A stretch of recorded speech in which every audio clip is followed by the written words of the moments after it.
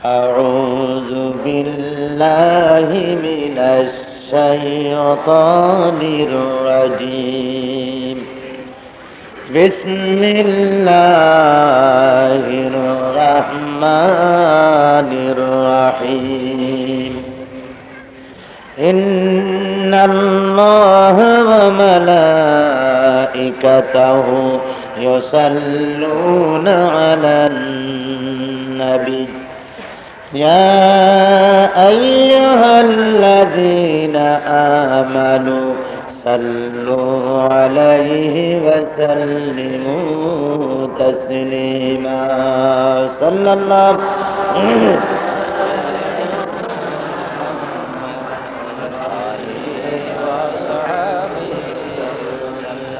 بلغ العلا بكماله كشف الدجى بجماله حسنت جميع خصاله صلوا সবাই পড়েন মহব্বতের সাথে بلغ العلا بكماله كشف الدجى بجماله حسنت جميع خصاله صلوا عليه نسیم جانب بطحا گزر کن زاحوالم محمد را خبر کن بلغ العلا بکماله کشف الدجى بجماله حسنت جميع خصاله صلوا मुझे कुछ मिले या न मिले मोहम्मद मिले यानी वो शै जिसे अल्लाह मिले बलगल उला बिकमालिही कशफत दुजा बिजमालिही हसनत जमीउ खसालिही सल्लो ये तेरी मेराज थी कि तू लोह कलम तक पहुँचा और मेरी मेराज है कि मैं तेरे कदम तक पहुँचा बलगल उला बिकमालिही कशफत दुजा बिजमालिही हसनत जमीउ खसालिही सल्लु अलैहि আরবের বুকে মক্কার পরে আমিনার যেথায় ঘর খুদার করুণা কৌসার হয়ে ঝরসে বারংবার বলগল উলা বিকমালিহি কশফত দুজা বিজমালিহি حسنت جميع خصاله صلوا اللهم آمين ربنا ظلمنا أنفسنا وإن لم تغفر لنا وترحمنا لنكونن من الخاسرين رب العالمين হাজার হাজার মুসলমান নরনারী আমরা কয়েকবার দুরূদ ও সালাম পড়ে তাফসীরুল কোরআন মাহফিলের আগে তৃতীয় দিবসে আয় আল্লাহ তোমার দরবারে হাত তুলেছি মেহেরবানি করে দুরূদ ও সালাম টুকুন সোনার মদিনায় নবী পাকের রওজা মোবারকে পৌঁছে দাও রব্বুল আলামিন तमाम বিশ্বের মাটির নিচে যত মুমিন মুমিনাত শুয়ে আছেন তাদের আরওয়ার পরে সওয়াব পৌঁছায়া দাও রব্বুল আলামিন এই মাহফিলের আয়োজন যারা করেছেন যারা পরিশ্রম করেছেন কষ্ট করেছেন পয়সা দিয়েছেন সহযোগিতা করেছেন আর শোনার জন্য যারা এসেছেন আয় আল্লাহ কিয়ামতের দিন মুসিবতের সময় এই মাহফিল আমাদের সকলের জন্য নাজাতের ওসিলা বানিয়ে দিও আল্লাহ ইয়া রব करम तू अगर करे वो बात दे जुबां को जो दिल पर असर करे तकब्बल मिन्ना इन्नका तस्समीउल अलीम व तुब अलैना इन्नका तत्तव्वाबुर रहीम सुब्हान रब्बिका रब्बिल इज्जति अम्मा यसिफून व सलामुन अलल मुरसलीन अल्हम्दुलिल्लाहि रब्बिल आलमीन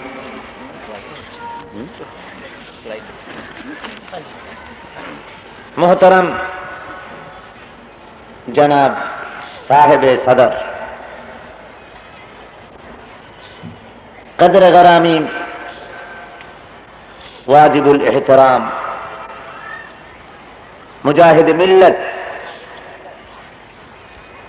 शेखुल हदीस अल्लामा हजरत मौलाना शाह अब्दुल जब्बार साहेब पीर साहेब क़िबला बैतुशर दामत बरकातुहुमुल आलिया,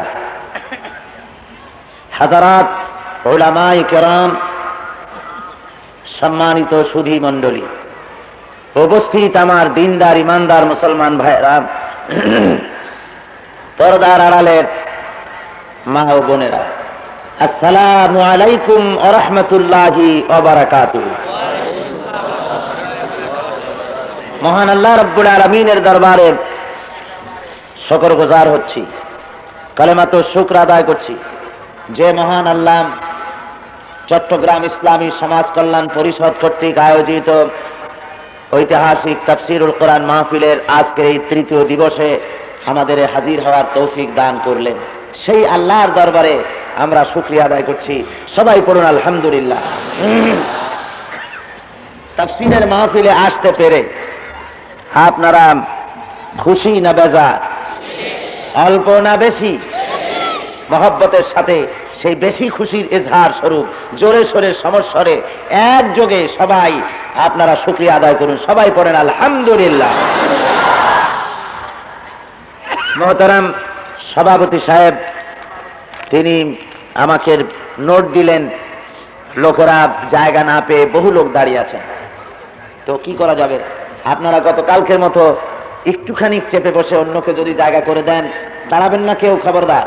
কোরআন শরীফের মধ্যে আল্লাহ রাব্বুল আলামিন বলেছেন, তোমাদেরকে যখন অন্য ভাইয়ের জন্য জায়গা খালি করে দিতে বলা হয়, তখন নিজেদের জায়গা ছোট করে অন্যের জন্য জায়গা করে দাও, তাহলে আল্লাহ রাব্বুল আলামিন বেহেশতের ভিতরে তোমাদের জায়গা প্রশস্ত করে দিবেন। জোরে কোন সুবহানাল্লাহ। বসা অবস্থায় সবাই সামনের দিকে এগিয়ে আসেন আর মহব্বতের সাথে একটুখানি জিকির করেন সেই ফাঁকে, লা ইলাহা ইল্লাল্লাহ, লা ইলাহা ইল্লাল্লাহ, লা ইলাহা ইল্লাল্লাহ।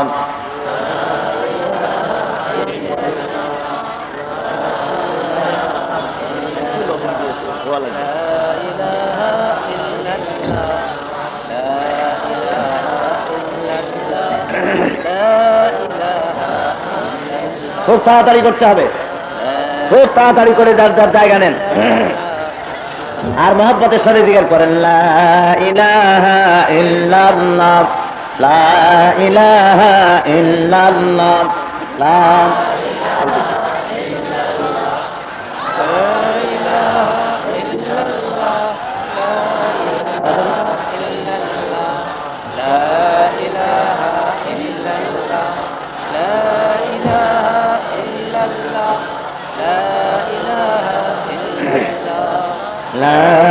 ইলাহা ইল্লাল্লাহ মুহাম্মাদুর রাসূলুল্লাহ। আলহামদুলিল্লাহ, আপনাদের জায়গা করে দিতে বলা হয়েছে, আপনারা নিজেদের জায়গা সংকীর্ণ করে অপর ভাইকে বসার সুযোগ করে দিয়েছেন। আল্লাহ রাব্বুল আলামিন আপনাদের সকলকে জাযায়ে খায়ের ইনায়েত করুন। সবাই বলুন আমিন। বন্ধুগণ, আপনারা কোরআন শরীফ শোনার জন্য এসেছেন, কোরআনের আলোচনা শোনার জন্য এসেছেন। কোরআন এসেছে আল্লাহর পক্ষ থেকে। কোরআন কোন মানুষের তৈরি করার বিষয়বস্তু নয়। এই মহাগ্রন্থ আল্লাহ রাব্বুল আলামিন তার হাবিবের কাছে অবতীর্ণ করেছেন।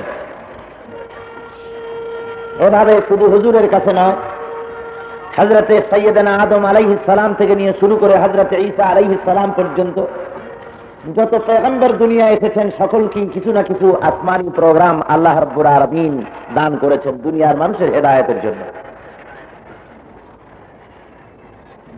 এগুলির সংখ্যা ছিল 104 খানা। এর 100 খানা ছিল সহিফা, আর 4 খানা হলো বড় বড় কিতাব। তার মধ্যে সর্বশ্রেষ্ঠ এবং মুকাম্মাল যে কিতাবখানা তার নাম হলো কোরআনে হাকিম। ইসলাম যেহেতু একটি আন্দোলনের নাম, কোন গতানুগতিক ভাবে কোন ধর্মের নাম নয়। হিন্দু যেমন একটি ধর্মের নাম, খ্রিস্টান যেমন একটি ধর্মের নাম, ইহুদি মজুসি যেমন একটি ধর্মের নাম, গতানুগতিক ভাবে ইসলাম তেমন কোন ধর্মের নাম নয়। ইহুদি খ্রিস্টান হিন্দু যেমন একটি জাতের নাম, গতানুগতিক ভাবে মুসলমান তেমন কোন জাতির নাম নয়। পৃথিবীর ভিতরে যত ধর্মগ্রন্থ আছে, বেদ, বাইবেল, জিন্দা বিস্তার, ত্রিপিটক, গ্রন্থ সাহেব, মহাভারত, কল্কি পুরাণ, যুগ বেদ, অথর্ববেদ,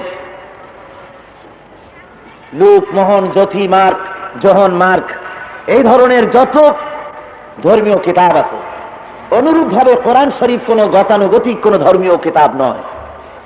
গতানুগতিক ভাবে কোন ধর্মীয় কিতাব নয়। তবে কি? সেটা হলো এই, ইসলাম ওই ধর্মগুলির মতো গতানুগতিক ভাবে কিছু আনুষ্ঠানিক ইবাদতের নাম, যেমন হিন্দু ধর্ম 12 মাসে 13 পূজা, এগুলির নাম যেমন, এগুলির সমন্বয় যে ধর্মটি, এটিকে যেমন হিন্দু ধর্ম বলা হয়। খ্রিস্ট ধর্ম যেমন প্রতি রবিবারে তাদেরকে গির্জায় যেতে হয়, বাস, আর কোনো কাম নাই, এটার নাম যেমন খ্রিস্ট ধর্ম। ইহুদিরা যেমন প্রতি শনিবার সিনাগোতে যায়, কিছু ধর্মীয় কি জানি করে আসে, এটা যেমন ইহুদি ধর্ম। অনুরূপভাবে ইসলাম কোন গতানুগতিক ধর্মের নাম নয়, কোন আনুষ্ঠানিক ইবাদতের সমন্বয় গঠিত একটি ধর্মের নাম ইসলাম নয়। Islam as a complete code of life. ইসলাম হলো একটি পূর্ণাঙ্গ জীবন ব্যবস্থা। ইসলাম হলো একটি মোকাম্মল নিজামে হায়াতের নাম। ইসলাম হলো একটি পরিপূর্ণ শরীয়তের নাম। ইসলাম হলো একটি পূর্ণাঙ্গ জীবন ব্যবস্থার নাম। এজন্য ইসলাম হলো একটি আন্দোলনের নাম। ইসলাম কিসের নাম? ইসলাম হলো একটি আন্দোলন, ইসলাম হলো একটি রিভলিউশন, ইসলাম হলো একটি বিপ্লব, একটি ইনকিলাব। প্রতিটি আন্দোলনের জন্য নেতা থাকে, ইসলামী আন্দোলনেরও নেতা আছে। দুনিয়ায় যত আন্দোলন, যত বিপ্লব সৃষ্টি হয়েছে, তার নেতারা আকাশ থেকে ওহী লাভ করেননি, তারা দুনিয়ার মানুষেরা এগুলি পরিচালনা করেছেন। ইসলাম যে আন্দোলন, তার একজন স্রষ্টা আছেন। ইসলামী আন্দোলনের স্রষ্টার নাম আল্লাহ। জোরে বলুন, এই আন্দোলনের স্রষ্টার নাম কি? আরো জোরে বলুন। এই আন্দোলনের নেতা আল্লাহ নিজেই তৈরি করেছেন। ইসলামী আন্দোলনের নেতারা হলেন আম্বিয়া আলাইহিমুস সালাম। দুনিয়ায় যত পয়গম্বর এসেছেন, সমস্ত পয়গম্বরেরা হলেন এই ইসলামী আন্দোলনের নেতা। ইসলামী আন্দোলনের এই নেতাদেরকে নির্বাচনের মাধ্যমে নেতা বানানো যায় না।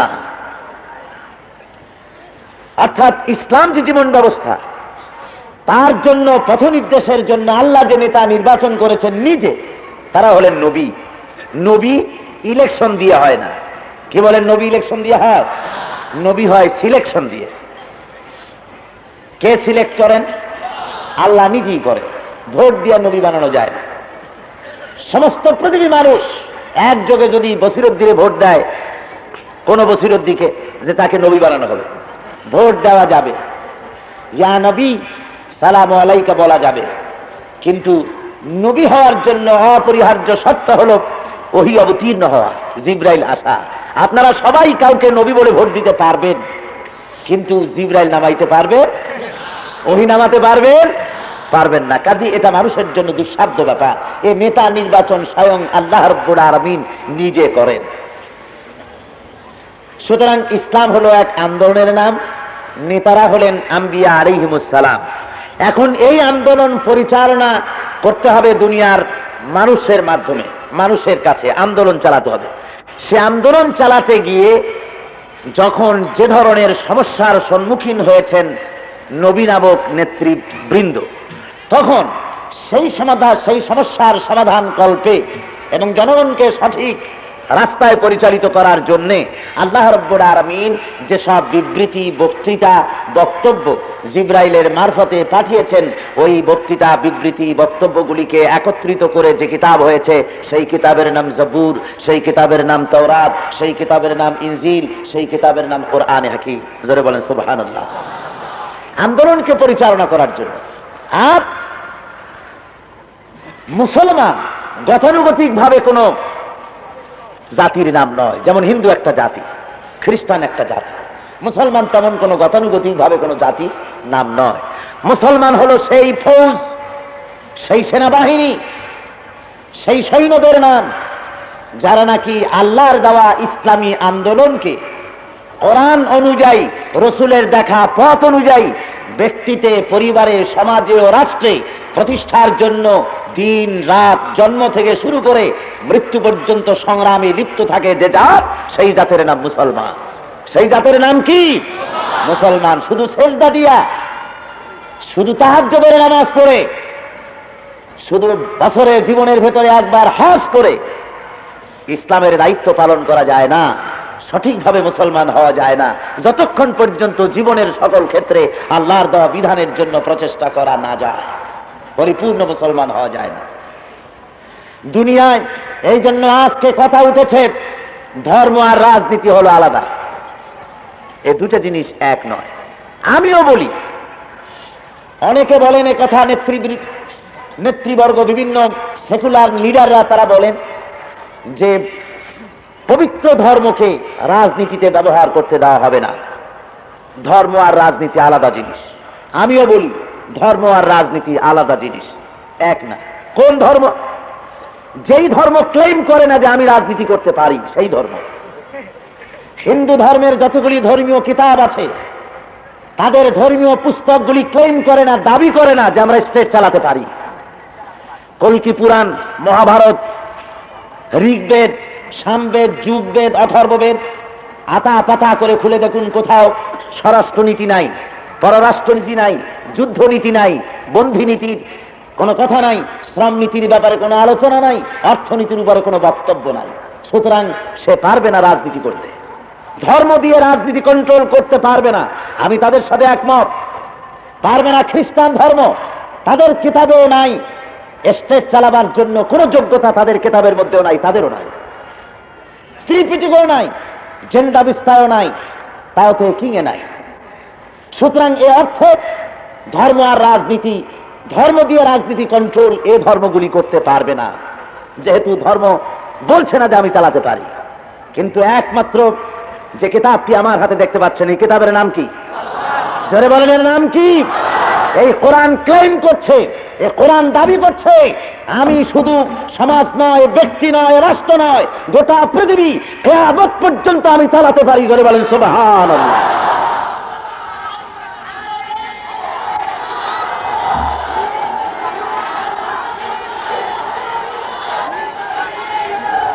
কোরআন শরীফ, কোরআন শরীফ তাকে আপনি খুলে দেখুন, সূরা ফাতিহা থেকে সূরা নাস পর্যন্ত পড়ুন। আমার বক্তব্য সঠিক কিনা আপনি প্রমাণ করুন। আপনার নিজের মুখের ভেতরও একটা জিহ্বা আছে, পরের মুখে, পরের জিহ্বা দিয়ে টেস্ট করে আপনি কিছুই অনুমান করতে পারবেন না। ঝাল লাগলে সে মিঠা বলবে, মিঠা লাগলে সে টক বলবে, টক লাগলে তিতা বলবে। আপনারও তো একটা জিহ্বা আছে, নিজের জিহ্বা দিয়ে টেস্ট করুন। কোন নেতা একজন আসা মঞ্চের উপরে দাঁড়াইয়া রবীন্দ্র মার্কা চাদর ঝুলিয়ে, নেহেরু মার্কা কোট লাগাইয়া, আশুতোষ মুখার্জি মার্কা গোপ চড়াইয়া মঞ্চে দাঁড়িয়ে বললেন, ভাইয়ের আমার, বোনের আমার, ধর্ম আর রাজনীতি এক জিনিস না। আরে বেটা, তুই কে? তুমি কে কথা বলা? ধর্মের তুমি কি জানো? তুমি কি কোরআন পড়েছ? তুমি কি হাদিস পড়েছ? ধর্ম আর রাজনীতি এক নয়, একথা বলার অধিকার তোমাকে কে দিল? সুতরাং আগে কোরআন পড়তে হবে, কোরআনকে আগে পড়তে হবে, বুঝতে হবে। আপনারা কোরআন খুলুন, খুলে দেখুন, পড়ুন, কোরআনে আছে কি নাই। কোরআন শরীফ সূরা ফাতিহা থেকে নাস পর্যন্ত পড়ে যান। মানুষের জীবনের এমন কোন সমস্যাই নাই যে সমস্যার সমাধান কোরআনে পাকে আল্লাহ রাব্বুল আলামিন করেন নাই। জোরে বলেন সুবহানাল্লাহ। সব কথা কোরআন শরীফে বলে দেওয়া হয়েছে। জোরে কান সুবহানাল্লাহ। কোরআন শরীফের মধ্যে আমার সেদিন প্রোগ্রাম হয়েছিল এই রবিউল আউয়াল মাসের 11 অথবা 10 তারিখে, তারিখটা মনে নাই। আমার এক প্রোগ্রাম হলো সেন্ট্রাল ল কলেজ ঢাকা। আইনজীবীরা ছিলেন সেখানে, শিক্ষক ছাত্ররা। আমি সেখানে আলোচনার এক পর্যায়ে গিয়ে বললাম, বুদ্ধিজীবী ভাইয়েরা, আইনজীবী ভাইয়েরা, বাংলাদেশের রাজধানী ঢাকার হাইকোর্টের সামনে একটি প্রতীক ঝুলানো আছে। পথচারীরা সবসময় সে প্রতীককে দেখতে পায়। ওই প্রতীকটার নাম কি বলতে পারেন? মিজান। আর সোজা কথায় বাংলায় কি? দাড়িপাল্লা। এটা কেন টানানো হয়েছে? কারণ হলো, এটা হলো ন্যায় বিচারের, আদাল ও ইনসাফের প্রতীক। ন্যায় বিচার, সোশ্যাল জাস্টিস, সামাজিক সুবিচার, ন্যায় নীতি ভিত্তিক ইনসাফের প্রতীক এটা। আমি জিজ্ঞেস করলাম, আইনজীবী ভাইয়েরা বলুন, যে হাইকোর্টের সামনে এই প্রতীক লাগা রয়েছে, সেই হাইকোর্ট থেকে যত বিচার করা হয় তা কি ন্যায় নীতি ভিত্তিক হয়, ইনসাফ ভিত্তিক হয়? আপনাদের কাছে জিজ্ঞাসা, ওইখানের রেফারেন্স টানতেছি। ওনারা, আমি জানি আপনারা অত্যন্ত সেন্সিটিভ শ্রোতা। যখন আমি তাদের জিজ্ঞেস করলাম, ওনারা কিন্তু আপনাদের মতো এত তাড়াতাড়ি জবাব দিলেন না, যেহেতু ওনারা হলেন বুদ্ধিজীবী। ওনারা খামোশ রইলেন। আমি বললাম, জবাব আমি দেই। আমি বলছি, প্রতীক টানাই রাখা হয়েছে ঠিকই, এটা একটি প্রহসন। বাংলাদেশের হাইকোর্ট, সুপ্রিম কোর্ট জনগণের জন্য ইনসাফ ভিত্তিক বিচার করতে পারে না, সমান বিচার, ন্যায় বিচার করতে পারে না। তার কারণ হলো, আমার দেশের আদালত, কোর্ট, কাছারি, হাইকোর্ট, সুপ্রিম কোর্ট যে আদর্শ, যে আইন দিয়ে বিচার করে, সে আইন আল্লাহর আইন নয়। সে আইন হলো মানুষের তৈরি করা, সে আইন হলো ব্রিটিশের তৈরি করা। ব্রিটিশের তৈরি করা আইন, বাংলাদেশ গভর্নমেন্টের তৈরি করা আইন, তাই দিয়ে বিচার হয়। বিচার মানুষের কাছে, সেই বিচার সমানভাবে তারা ইনসাফ ভিত্তিক, তারা সুবিচার পায় না। কি রকম? আমি প্রমাণ দিলাম, ছোট্ট একটা দৃষ্টান্ত দিলাম হাত পা ভাঙ্গার ব্যাপারে। বলেছি, যদি কারণ নাক ভেঙে দেয় কেউ, সলিমউদ্দির একটি নাক ভেঙেছে বসিরউদ্দিন নামক এক ব্যক্তি। আমার দেশের কোর্টে কেস দায়ের করা হলো। সলিমউদ্দির নাক ভাঙার কারণে যখন প্রমাণিত হয়েছে নাক সে ভেঙেছে, এই কারণে government, Bangladesh penal code, Bangladesh judicial law, ফৌজদারি দণ্ডবিধি কিতাব খুলে তারা বললেন যে আমাদের কিতাবে পাওয়া যায় বসিরউদ্দিন সলিমউদ্দিন নাক ভেঙেছে, সুতরাং এই অপরাধে 6 মাসের জেল আর 1000 টাকা জরিমানা। আমি বললাম, বুদ্ধিজীবী ভাইয়েরা, আইনজীবী ভাইয়েরা, এবার আপনারা সলিমউদ্দিন ভাঙ্গা নাক, ওই যে হাইকোর্টের সামনে ন্যায় বিচারের প্রতীক দাড়িপাল্লা টানানো হয়েছে, আর এক পাত্রে রাখেন ভাঙ্গা নাক, আর এক পাত্রে রাখেন বসিরউদ্দিন 6 মাসের জেল আর 1000 টাকা জরিমানা। এবার দাড়ি ধরে টান দেন, দুটো পাল্লা সমান হবে? জোরে বলেন, হবে? হবে না। শুধু নাক ভাঙার অপরাধে 6 মাসের জেল আর 1000 টাকার তো দূরের কথা, একটি নাক ভাঙার অপরাধে যদি বসিরউদ্দিন 40 বছরের জেল আর 50 লক্ষ টাকা যদি জরিমানা হয়, তাহলে 40 বছরের জেল আর 50 লক্ষ টাকা এক পাল্লায় রাখুন, আর সলিমউদ্দিন ভাঙ্গা নাক আর এক পাল্লায় রাখুন, ধরে টান মারেন, সমান হবে? জোরে বলেন, হবে? হবে না। সমান হবে কিসে? সমান হবে, সলিমউদ্দিন নাক রাখেন এক পাল্লায়, আর বসিরউদ্দিন যে নাকটা ভেঙেছে সেই অপরাধে ওর নাকটাও ভেঙে দিয়ে খুলে এনে ওটাও রাখেন আর এক পাল্লায়। এবার দাড়ি ধরে টান মানেন, শোভা হবে না? সোজা হয়ে যাবে না? সমান হবে না? হয়ে যাবে। আল্লাহ রাব্বুল আলামিন বলছেন, হাতের বদলে হাত, পায়ের বদলে পা, চোখের বদলে চোখ, নাকের বদলে নাক, জানের বদলে জান। জোরে বলেন সুবহানাল্লাহ। এর নাম ইসলামের বিচার। কোরআন শরীফ বিচার ব্যবস্থা সম্পর্কে, নারীদের সম্ভ্রম ইজ্জতের সম্পর্কে, শ্রমিকদের ব্যাপারে, গরিব দুস্থ আর্ত মানবতার ব্যাপারে না বলেছে এমন কোনো কথা নাই। কোরআন শরীফ সব বলেছে। বন্ধুগণ, এই জন্য আমি বলে থাকি, কোরআন শরীফ যদি হতো একটি তাবিজের কিতাব, কোরআন শরীফ যদি হতো শুধুমাত্র একটি সব কামাই করার কিতাব, তাহলে সাহাবায়ে কেরামদের জীবন দিতে হতো না, পয়গম্বরদের রক্ত দিতে হতো না, হুজুরের দান্দান মোবারক শহীদ করার কোনো প্রশ্ন উঠতো না। বলেন ঠিক কিনা? জোরে বলেন ঠিক কিনা? ভাইরা আমার, ইসলাম যদি শুধুমাত্র কিছু জিকির আজকার, কিছু মিলাদ শরীফ, কিছু তাহাজ্জুদের নামাজ, কিছু লম্বা জামাম, আর কিছু দোয়া দুরূদ পড়ান, কিছু তাবিজ লেখা, কিছু ঝাড়ফুঁক করান, এরই মধ্যে যদি সীমাবদ্ধ থাকতো, তাহলে আল্লাহর নবীর দান্দান মোবারক শহীদ হওয়ার কোনো প্রশ্নই উঠতো না, সাহাবায়ে কেরামদের জীবন দেওয়া লাগতো না। ধরে বলেন ঠিক কিনা? প্রমাণ হচ্ছে, এই কথার দ্বারা প্রমাণিত হচ্ছে যে কখনোই ইসলাম বা কোরআন মানুষের জন্য শুধুমাত্র নামাজ, রোজা, দাড়ি টুপি নিয়ে আসে নাই। ইসলাম এসেছে এগুলির সাথে সাথে, ইসলাম এসেছে একটা বিরাট সমাজ বিপ্লব করার জন্য, একটা সামাজিক বিপ্লব। মানুষের তৈরি করা আইন ও কানুন থেকে, মানুষের গোলামি থেকে মানুষকে মুক্ত করে আল্লাহর গোলাম বানিয়ে দেওয়ার সংগ্রাম করতে এসেছে ইসলাম। কথা বুঝে আসছে? কথা বুঝে আসছে? যদি হুজুর বলতেন, আরবের লোকেরা, দুনিয়ার মানুষেরা, তোমরা কোনো কাম নাই, শুধু তোমরা কদু খাবা মাঝে মধ্যে। কদু কম তো আপনার, লাউ, ওই একই কথা, যে লাউ সেই কদু। তোমরা কদু খাবা, লাউ খাবা, তোমরা খাবার পরে মিষ্টি খাবা, তোমরা মিসওয়াক করবা, চোখে সুরমা লাগাবা, তোমরা পাগড়ি বাঁধবা। এই ধরনের কথাই যদি হুজুর শুধু বলতেন, আর কিছু না, তাহলে আপনারাই বলেন, লাউ খাবার ব্যাপারে আবু জাহেল কি মাথা খারাপ ছিল যে পিটাইতে যাবি হুজুরকে?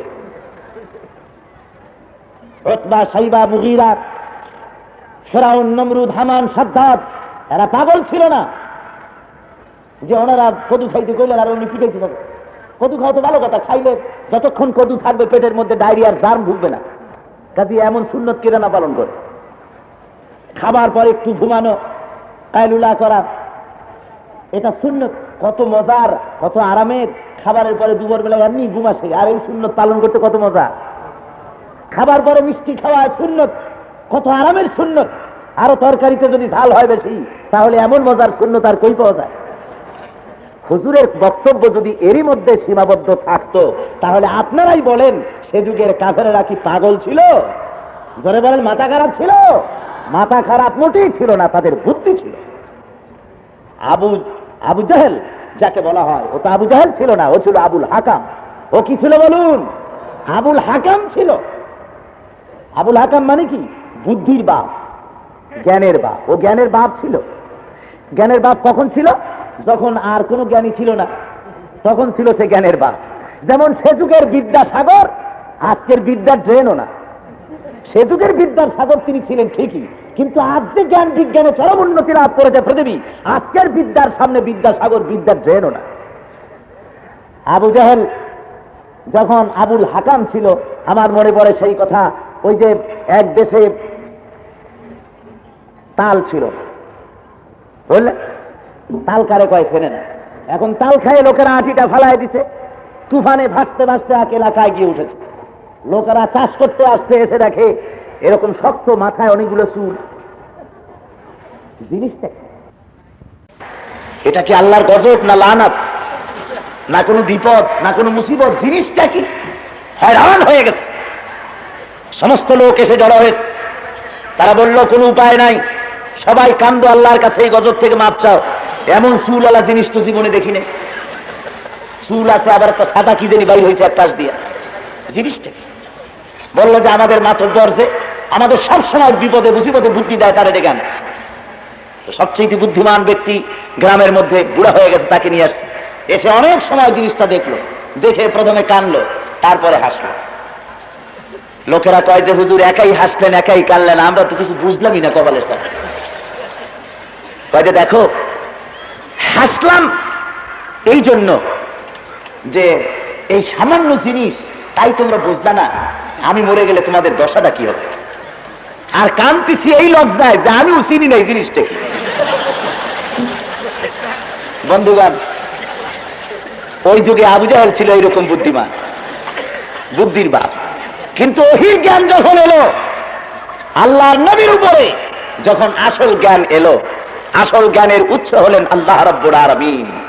আসল জ্ঞানের উৎস, ওখান থেকে জ্ঞান চলে এলো জিবরাইলের মারফতে। আল্লাহ রাব্বুল আলামিন বলছেন, ওয়ামা ইয়ানতিকু আনিল হাওয়া ইন হুয়া ইল্লা ওয়াহয়ুন ইউহা। আমার নবী নফসকে অনুসরণ করে, নফসকে অনুবর্তন করে তিনি কোনো কথা বলেন না। তিনি যা বলেন সবগুলি ওহী, আমি যা বলতে বলি তাই তিনি বলেন। তিনি আন্দাজে মনকে অনুসরণ করে, প্রবৃত্তিকে, নফসকে অনুসরণ করে কথা বলে না। জোরে বলেন সুবহানাল্লাহ।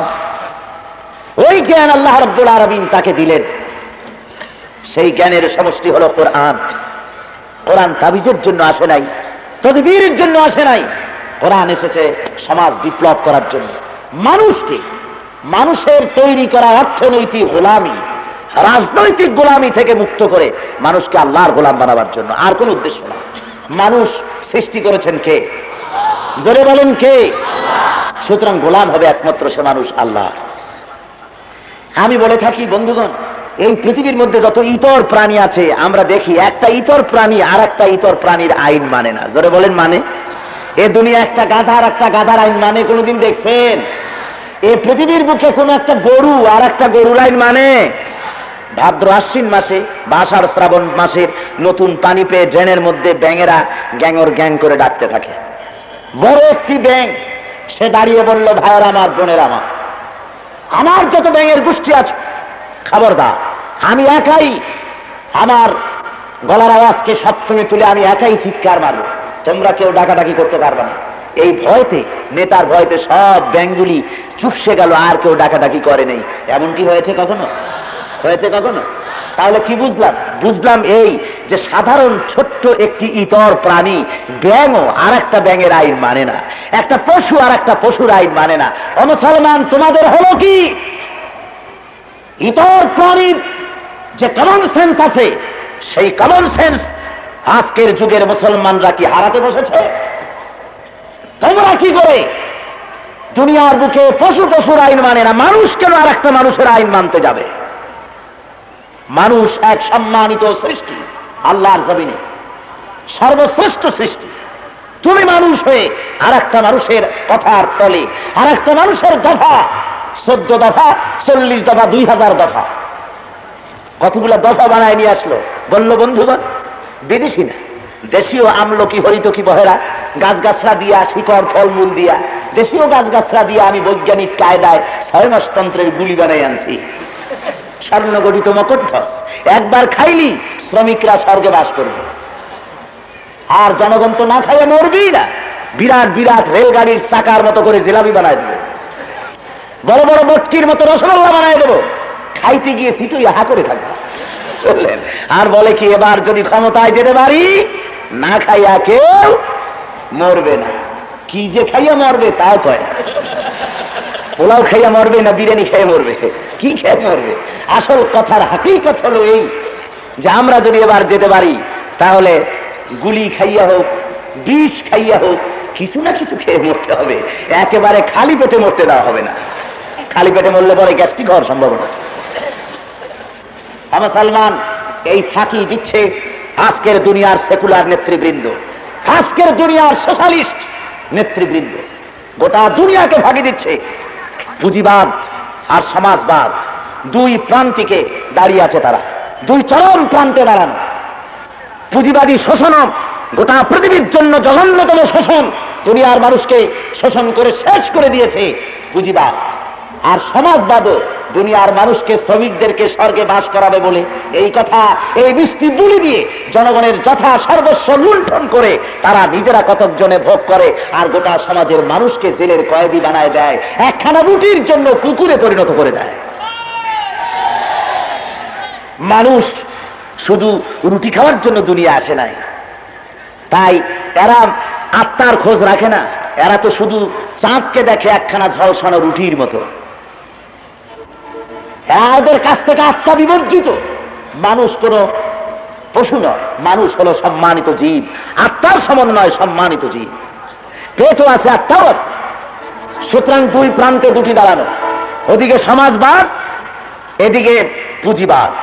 এই দুই চরম পথের মাঝখান থেকে ভারসাম্যমূলক যে মতবাদ পৃথিবীর বুকে আল্লাহ রাব্বুল আলামিন দিয়েছেন তার নাম ইসলাম। তার নাম কি? ইসলাম। সেই ইসলামী জীবন ব্যবস্থা প্রতিষ্ঠার লক্ষ্যে যদি তা প্রতিষ্ঠা হয়ে যায়, জনগণ না খাইয়া মরবে না। এটা আল্লাহর ওয়াদা। নেতারা যতই ওয়াদা করুক, সে ওয়াদা কখনো কার্যকরী হয় না, আল্লাহর ওয়াদা কার্যকরী হয়, ঠিক না? সুতরাং সেই কোরআনের আইনকে কার্যকরী করার জন্য আসুন আমরা কোরআন থেকে আলোচনা শুনি। কোরআন শরীফ থেকে আলোচনা শুনলে পরে আমরা বুঝতে পারবো এই ইসলাম কোরআন দুনিয়ার বুকে শুধুমাত্র তাবিজ ঝাড় ফুকের জন্য আসেনি, এসেছে দিন প্রতিষ্ঠার জন্য। আর তা প্রতিষ্ঠা হতে পারবে না যতক্ষণ পর্যন্ত মুসলমানেরা নিবেদিত প্রাণ হয়ে জান মাল সকল কিছু কোরবানি করার জন্য প্রস্তুতি গ্রহণ না করবে, ততক্ষণ পর্যন্ত দিন প্রতিষ্ঠা হবে। আসুন কোরআন থেকেই আলোচনা করি। গতকালকের মতো বা প্রতিদিনের মতো আপনারা আমার সাথে পড়েন। আউযু বিল্লাহি মিনাশ শাইতানির রাজীম। বিসমিল্লাহির রাহমানির রাহিম। বিতাড়িত মরদুদ শয়তানের ওয়াসওয়াসা থেকে আল্লাহর কাছে পানাহ চাই। পরম করুণাময় আল্লাহ রাব্বুল আলামিনের নামে শুরু করা যাচ্ছে। সূরা ইয়াসিন দ্বিতীয় রুকুর কয়েকটি আয়াত আপনাদের সামনে আলোচনা করা গিয়েছে, বাকি আয়াত আপনাদের সামনে আজকে আলোচনা করা হবে। গতকালকে শাফায়াতের ব্যাপারে, সুপারিশের ব্যাপারে আমি কথা বলতেছিলাম, মনে আছেন আপনাদের? কিয়ামতের দিন সুপারিশ করতে আল্লাহ যাদেরকে অনুমতি দিবেন তারা ছাড়া কেউ সুপারিশ করতে পারবে না। সুপারিশের ব্যাপারটা অত্যন্ত কড়াকড়ি করেছেন আল্লাহ রাব্বুল আলামিন, কিয়ামতে খুব কড়াকড়ি সুপারিশের উপর। তার কারণ কি? তার কারণ হলো এই, কিয়ামতের দিন যত বড় পয়গম্বর হোক, যত বড় মালায়েকায়ে মুকাররাব হোক, যত বড় বুজুর্গ ব্যক্তি হন না কেন, তিনি তো জানেন না ব্যক্তিটি সম্পর্কে যে তার আমলটি কেমন ছিল। কথা বুঝতে পেরেছেন? লোকটি কত লোকের হক মেরেছে, জিনা ব্যভিচার করেছে কিনা, তারপরে মানুষের হক, গভর্নমেন্টের হক নষ্ট করেছে কিনা, তারপরে চুরি ডাকাতি হত্যা কত কিছু করেছে, এগুলি তো আল্লাহ ছাড়া কারো জানার কথা নয়। কি বলেন, ঠিক না? এই জন্য কেউ একজন কারো সম্পর্কে সুপারিশ করলো আর আল্লাহ অমনি সেই সুপারিশ গ্রহণ করবেন, এটা হতে পারে না। এটা বিচার, সুষ্ঠু বিচারের হক পুরা করে না। আপনারা নিজেরাই বোঝেন, যদি একটা অফিসের, ধরুন কোন একটা ডিস্ট্রিক্টের প্রশাসক ডিসি অথবা কোনো মন্ত্রী পাইকারি দরে যদি সুপারিশ রক্ষা করা শুরু করে দেয়, তার ভাইগনা, মামাতো ভাই, খালাতো ভাই, ফুফাতো ভাই মন্ত্রী যখন হইতে পাইকারি দরে শালা সুমন্দি যদ্দুর আছে সবাই বলতেছে আমাদের চাকরি দাও, আমাদের প্রমোশন দাও। একটা অফিসের ছোট্ট একটা বিভাগের কোন কর্মচারী, কোন অফিসারকে যদি পাইকারি দরে সবাই মিলে সুপারিশ করতে থাকে আর সব সুপারিশ যদি সে রক্ষা করতে থাকে, বলেন সেই অফিসটার কাম 12:30 বাজবে না? সে দেশের কাজ সর্বনাশ হয়ে যাবে না? অবশ্যই। সুতরাং আল্লাহ রাব্বুল আলামিন সুপারিশ করলেই শুনবেন না, আর সুপারিশ কেউ করতেও পারবে না যতক্ষণ পর্যন্ত আল্লাহ রাব্বুল আলামিন যাকে নির্দেশ করবেন তুমি এই ব্যক্তির জন্য সুপারিশ করো, সেটাই মাত্র মকবুল হবে। এছাড়া কারো টু শব্দটি করার অধিকার কিয়ামতের ময়দানে থাকবে না। এরপরে আমি যে বলেছিলাম গতকাল, যে একটি লোক শহরের উপকণ্ঠ থেকে দৌড়ে এলেন আর তিনি বললেন যে আমি সেই সত্তার ইবাদত কেন করব না যিনি আমাকে সৃষ্টি করেছেন এবং তোমাদেরকেও সৃষ্টি করেছেন, এবং তারই কাছে তোমাদের সকলকে ফিরে যেতে হবে। সেই ব্যক্তি তিনি বলছেন যে সুপারিশ, আমাকে যদি আল্লাহ ক্ষতি করতে চান তাহলে কেউ আমাকে আল্লাহর ক্ষতির হাত থেকে সুপারিশ করে বাঁচাইতে পারবে না, কেউ আমাকে বিপদ থেকে উদ্ধারও করতে পারবে না। এরপর আল্লাহ, সেই ব্যক্তি বলছেন ইন্নী ইযাল লাফী যালালিম মুবিন, আমি যদি তা করি, অর্থাৎ আল্লাহ বাদে আর কাউকে যদি আমি ইলাহ বলে মেনে নেই, তাহলে আমি তো গোমরাহির ভিতরে নিমজ্জিত হয়ে যাব। তো আমি ইলাহ বলে মেনেছি কারে? ইন্নী আমানতু বিরাব্বিকুম ফাসমাউন, আমি ঈমান এনেছি তোমাদের রবের প্রতি, তোমরাও মেনে নাও, আমার এই কথা মেনে নাও। ইন্নী আমানতু বিরাব্বিকুম, এটা একটি অত্যন্ত যুক্তি নির্ভর কথা বলেছেন ওই ব্যক্তিটি। ওই মুজাহিদ ব্যক্তি বলতেছেন, আমি ঈমান এনেছি তোমাদের রবের প্রতি, তার মানে হলো যার উপর ঈমান এনেছি তিনি শুধু আমার রব নয় বরং তোমাদেরও রব। আর ওই রবের প্রতি ঈমান এনে আমি কোনো ভুল করি নাই, বরং ঈমান না এনে তোমরাই ভুল করেছ। ওই রবের উপরে তোমাদের ঈমান আনতে হবে। আর আমি যা বললাম এই কথা তোমরা অনুসরণ করো। যখন তিনি এ দাওয়াত দিলেন, ওরা এসে এই লোকটিকে শহীদ করে দিল। তাকে যখন শহীদ করা হল, আল্লাহ রাব্বুল আলামিন এরপরে বলছেন, قيل ادخل الجنة قال يا ليت قومي يعلمون بما غفر لي ربي وجعلني من المكرمين। তাকে বলা হলো জান্নাতে প্রবেশ করো, জান্নাতে দাখিল হয়ে যাও। ওই ব্যক্তি বললেন, ইয়া লাইতা কওমি ইয়ালামুন, আহা আমার জাতি যদি জানতো। শহীদ হওয়ার পর সে বলছে, আমার জাতি যদি জানতো কি বিমা গফর লি রব্বি, কি কারণে আল্লাহ আমাকে ক্ষমা করেছেন, ওয়া জাআলানি মিনাল মুকরামিন, আর কি কারণে আমাদেরকে সম্মানিত ব্যক্তিদের মধ্যে শামিল করেছেন, আমার জাতি যদি জানতো তাহলে আহা কতই না ভালো হতো। হাদিস শরীফে এসেছে, জনাবে মুহাম্মদ রাসূলুল্লাহ সাল্লাল্লাহু আলাইহি ওয়াসাল্লাম তিনি এই ব্যক্তির কথা বলেছেন, লোকটা বড়ই ভালো, লোকটা বড়ই নেক ছিলেন। তিনি বেঁচে থেকেও জাতির কল্যাণ কামনা করেছেন, আর শহীদ হয়ে যাওয়ার পরেও জাতির কল্যাণ কামনা করেছেন। জোরে বলেন সুবহানাল্লাহ। বদদোয়া করেন, জাতির জন্য দোয়া করেছে। মরে যাওয়ার পরেও, শহীদ হয়ে যাওয়ার পরেও বলছে, আল্লাহ আমার কওম যদি জানতে পারতো যে কি কারণে আল্লাহ আমাকে মাফ করেছেন, আমাকে মাফ করার একমাত্র কারণ আমি ঈমান এনেছি আমার রবের প্রতি। আর এই রবের প্রতি ঈমান আনলে পরে তাকে শহীদ হওয়ার সাথে সাথে, হাদিস শরীফে এসেছে, লোকটি যখনই শহীদ হয়ে গেল, আল্লাহ রহমতের ফেরেশতা তাকে ইস্তেকবাল করার জন্য সেখানে উপস্থিত ছিলেন। জোরে বলেন সুবহানাল্লাহ। ফেরেশতারা তাকে ইস্তেকবাল করেছে, গরমজোশী ইস্তেকবাল দিয়ে তাকে জান্নাতে পৌঁছিয়েছেন। বলা হয়েছে, কিলা দুখুলিল জান্নাহ, জান্নাতের ভিতরে দাখিল হয়ে যাও, আল্লাহর জান্নাতে প্রবেশ করো। এ কথা প্রমাণ করছে এটাই যে দ্বীনের দাওয়াত দিতে গেলে বাধা বিপত্তি আসবেই। দ্বীনের দাওয়াত যদি হক হয়, বাধা বিপত্তি আসবেই। যার জন্য এভাবে রক্ত দিতে প্রস্তুতি নিতে হবে, প্রস্তুত থাকতে হবে। আর শহীদের মর্যাদা, সুবহানাল্লাহ ওয়া বিহামদিহি, শহীদের মর্যাদা, শহীদি মওত, এ মওত আল্লাহর জান্নাতের জন্য, এ মওতটা হলো একটা রয়্যাল রোড, এটি হলো একটি রাজপথ বেহেশতে যাওয়া। শহীদি মওত কোন যন্ত্রণাদায়ক মওত নয়। শহীদি মওত পিঁপড়ায় কামড়ানো যন্ত্রণার চাইতে বেশি কিছু নয়। শহীদি মওত হলো এই, শহীদি মওত যখনই হবে কারো নসিব হয়ে যাবে, তার তো মৃত্যু হলো না, বরং এই মওতের সঙ্গে সঙ্গে নতুন এক জীবন লাভ করলো।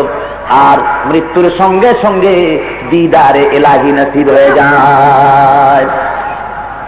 আল্লাহ রাব্বুল আলামিন খুশি হয়ে যান মুমিন বান্দাদের জন্য যারা শহীদি মওত যাদের হয়।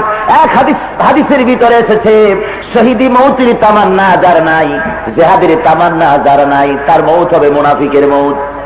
জিহাদের তামান্না থাকতে হবে, শহীদের তামান্না থাকতে হবে। ভাইরা আমার, শহীদদের উপরে আল্লাহ এত খুশি, শহীদদের এত মর্যাদা রব্বুল আলামিন দান করেন। মানুষ যখন শাহাদাত বরণ করে, আল্লাহ রব্বুল আলামিন তার উপরে এত খুশি হন। হযরতে হানজালার ঘটনা আপনারা জানেন। শাহাদাত বরণ করার পরে হানজালার স্ত্রী এসে বলেন, ইয়া রাসূলুল্লাহ, হানজালা আমার কাছে ছিল, তার উপরে গোসল ফরজ ছিল, তার তা মনে নাই। জিহাদের কথা শুনে উহুদের ময়দানে এসে শাহাদাত বরণ করেছে, তাকে গোসল দিয়ে যেন দাফন করানো হয়। ফেরেশতা এসে বলেন, ইয়া রাসূলুল্লাহ, ইয়া হাবিবাল্লাহ, হানজালার গোসলের ব্যবস্থা দুনিয়ার কোন সাধারণ পানি দিয়ে করার দরকার নাই। হানজালার শাহাদাতে আল্লাহ রাব্বুল আলামিন এত খুশি হয়েছেন, যার জন্য কাউসারের পানি দিয়া, রহমতের তৈরি ফেরেশতা দিয়া রব্বুল আলামিন হানজালার গোসলের বন্দোবস্ত করে দিয়েছেন। এই জন্য হযরত হানজালা কর্তৃক যত হাদিস রিওয়ায়াত করা হয়েছে, বর্ণনা করা হয়েছে, তাতে বলা হয়েছে ওয়ান হানজালা রাদিয়াল্লাহু তাআলা আনহু গাসিলুল মালাইকা, যাকে ফেরেশতারা গোসল দিয়েছে। যেরকম সুবহানাল্লাহ। শহীদ হওয়া খুব সাধারণ ব্যাপার নয়। আমাদের দেশে তো শহীদ যার মনে লয় সেই শহীদ। এইটা দেখা দেখি এখন ইন্ডিয়া, ভারত, ওরাও এখন শহীদ বলা আরম্ভ করছে। দিলীপ কুমার শহীদ, তারপরে যতীন্দ্রনাথ শহীদ। খুলনায় একটা সড়ক হয়েছে, সে সড়কের নাম শহীদ স্বপন কুমার সড়ক। যা মনে লয় তাই করতেছে। যেরকম নউজুবিল্লাহ। শহীদ একটি আরবি শব্দ, মর্যাদা সম্পন্ন শব্দ। যে সে শহীদ হতে পারে না।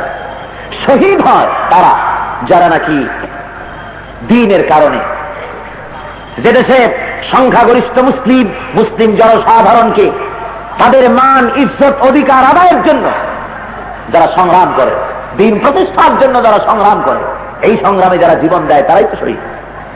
আর কোনো কিছু হলো না, দেশে কারফিউ জারি হয়েছে, কুত্তা একটা গুলি খেয়ে বললো, এটাও শহীদ। নাউজুবিল্লাহ মিন যালিক। যেখানে সেখানে এই পবিত্র শব্দ ব্যবহার করা যায় না, এই মর্যাদা সম্পন্ন শব্দ ব্যবহার করা যায় না। আল্লাহর জন্য যারা জীবন দেয় তাদের উপরে আল্লাহ এত খুশি। ফিরআউনের স্ত্রী আসিয়া যখন হযরত মূসা আলাইহিস সালামের প্রতি ঈমান এনেছিলেন, তিনি যখন পড়ে ফেললেন লা ইলাহা ইল্লাল্লাহু মূসা কালিমুল্লাহ, তিনি যখন এটা পড়েছেন, ফিরআউন তার উপর অত্যাচার শুরু করেছিল। ফিরআউন বলল তার সভাসদকে যে এই আসিয়াকে শাস্তি দাও। সে কেন মূসার উপরে ঈমান আনলো? তক্তার উপরে পেরেক মারতে থাকো, শত শত পেরেক মেরে তারপরে তক্তাটা ঠিক করে দাও। পেরেক গুলো খারাপ হয়ে গেল, লোহাগুলি খারাপ হয়ে গেল। এর উপরে আসিয়াকে শোয়ায় দাও, তারপরে চতুর্দিক থেকে লোহার ডান্ডা দিয়া পিটাও। লোহাগুলি পিঠ থেকে ফুটতে থাকুক, তার চিৎকারের আওয়াজ আমি সিংহাসনে বসে শুনব, যতক্ষণ পর্যন্ত মূসার খোদার প্রতি সে তার ঈমান প্রত্যাহার না করে, ততক্ষণ পর্যন্ত তারে পিটাইতে থাকো। ভাইরা আমার, এইভাবে করে যখন অত্যাচার চলল, এভাবে করে যখন অত্যাচার চলল, লোহাগুলি যখন শরীরের ভিতরে প্রবিষ্ট হতেছে, উপর থেকে পিটান মারতেছে, এই চরম নির্যাতনের ভেতরে আসিয়া ফিরআউনের প্রতি ঈমান আনা তো দূরের কথা, তিনি বারবার কাতরোক্তি করে কোন রকম জান বেরিয়ে যায়। তেমন অবস্থায় বলতেছেন লা ইলাহা ইল্লাল্লাহ, লা ইলাহা ইল্লাল্লাহ, লা ইলাহা ইল্লাল্লাহ। আল্লাহ রাব্বুল আলামিন বলেন, ও ফেরেশতারা, আমার আকাশের দরজাগুলি খুলে দাও, যাতে করে আসিয়া মৃত্যুর আগে আমার জান্নাত দেখে দেখে তার রূহ যেন পরওয়াজ করতে পারে। ধরে কান সুবহানাল্লাহ। শহীদদের জন্য আল্লাহ রাব্বুল আলামিন এই মর্যাদা রেখেছেন। সুতরাং দ্বীন প্রতিষ্ঠা করতে গেলে, দ্বীনের কথা বলতে গেলে বিপদ মুসিবত আসবেই, শাহাদাতের ঝুঁকি নিতে হবে। নিজেকে প্রতিষ্ঠা আর দ্বীন প্রতিষ্ঠা দুইটা একসাথে কোনোদিন হবে না, কোনোদিন হবে না। আমি নিজেও প্রতিষ্ঠিত হব, দ্বীনও প্রতিষ্ঠিত করব, এটা কোনো কালে সম্ভব নয়। জীবনের 100% সিকিউরিটি নিয়ে আল্লাহ দ্বীনের আন্দোলন করা চলে না, আর সব চলে। আমাদের অভ্যাস তো হয়েছে বিড়ালের মতো। বিড়ালের অভ্যাস কি জানেন? বিড়াল রোদ্রে নামবে না, বিড়াল বৃষ্টির ভিতরে নামান, ওরে পিঠায়ও বৃষ্টিতে নামাইতে পারবেন না, ও কাদার মধ্যে যাবে না। ও থাকবে কোথায়? খাবে কি? খাবে দুধের সবটুকু, ভালো ভালো জিনিস খাবে। তারপরে কোথায় শোবে? আপনার তোষকের উপরে লেপ মুড়ি দিয়া, কোল বালিশের পাশে, মাথার বালিশের ফাঁক দিয়া, মাথাটা বাইর করিয়া, চোখ বুঝিয়া, নাক ডাকাইয়া আরামসে ঘুমাইতে থাকবে। আপনি তাকে ঠেলাঠেলি করবেন, একটু নেজ নাড়বেন, খুব আরামের বহির প্রকাশে দেখাবেন। আমাদের অবস্থা তাই হয়েছে। আমরা নিজেকে বাঁচাতে চাই। যদি দাওয়াতটা বন্ধ হয়ে যায় তাহলে এত হক কথা বলে লাভ দেখে, একটু আস্তে আস্তে কওয়া ভালো। বেশি শত্রু বানায় লাভ নাই। পথে ঘাটে কোথায় ঠ্যাঙ্গা মারবে, কোথায় মারি ফেলবে, তার তো ঠিক নাই। দাওয়াতও বন্ধ হয়ে যেতে পারে, জেলও হয়ে যেতে পারে, ফাঁসির মঞ্চ ঝোলা লাগতে পারে। অমিয়া, আপনি আমি মুসলমান হইয়া ইসলাম সম্পর্কে যে ভীতির সৃষ্টি হয়েছে আমাদের মাঝে, যদি এই ভয় থাকতো সাহাবায়ে কেরামদের মধ্যে রিদওয়ানুল্লাহ তাআলা আলাইহিম আজমাইন, যদি তাদের মধ্যে ভয় থাকতো, ইসলামের 12টা বেজে যেত মক্কা, ইসলাম মদিনায় যাইতে পারতো না। যারা বলেন ঠিক কিনা, যারা বলেন ঠিক কিনা। আজ কোটি কোটি মুসলমান, তোমাদের কথা বলতে সাহস হয় না। আর সে যুগে আহা, একজন একজন মুসলমান এক এক জায়গায়, পয়গম্বর একা, কেউ নাই, দুই একজন মুসলমান হতেছে। আর অত্যাচারটা কি, মার কি, ভীষণ মার হতেছে, অত্যাচার হতেছে। সাহাবী কলেমা পড়েছে অপরাধে, এক পা বেঁধেছে এক উটের সাথে, আর এক পা বেঁধেছে আর এক উটের সাথে, দুই পা দুই উটের সাথে বাঁধায় বেঁধে দিয়ে উটকে তাড়াই দিয়েছে দুই দিকে। উট দুদিকে দৌড় দিল, আর জীবিত মানুষের শরীর ছিঁড়ে দুই টুকরা হয়ে দুই উটের পায়ের সাথে চলে গেল।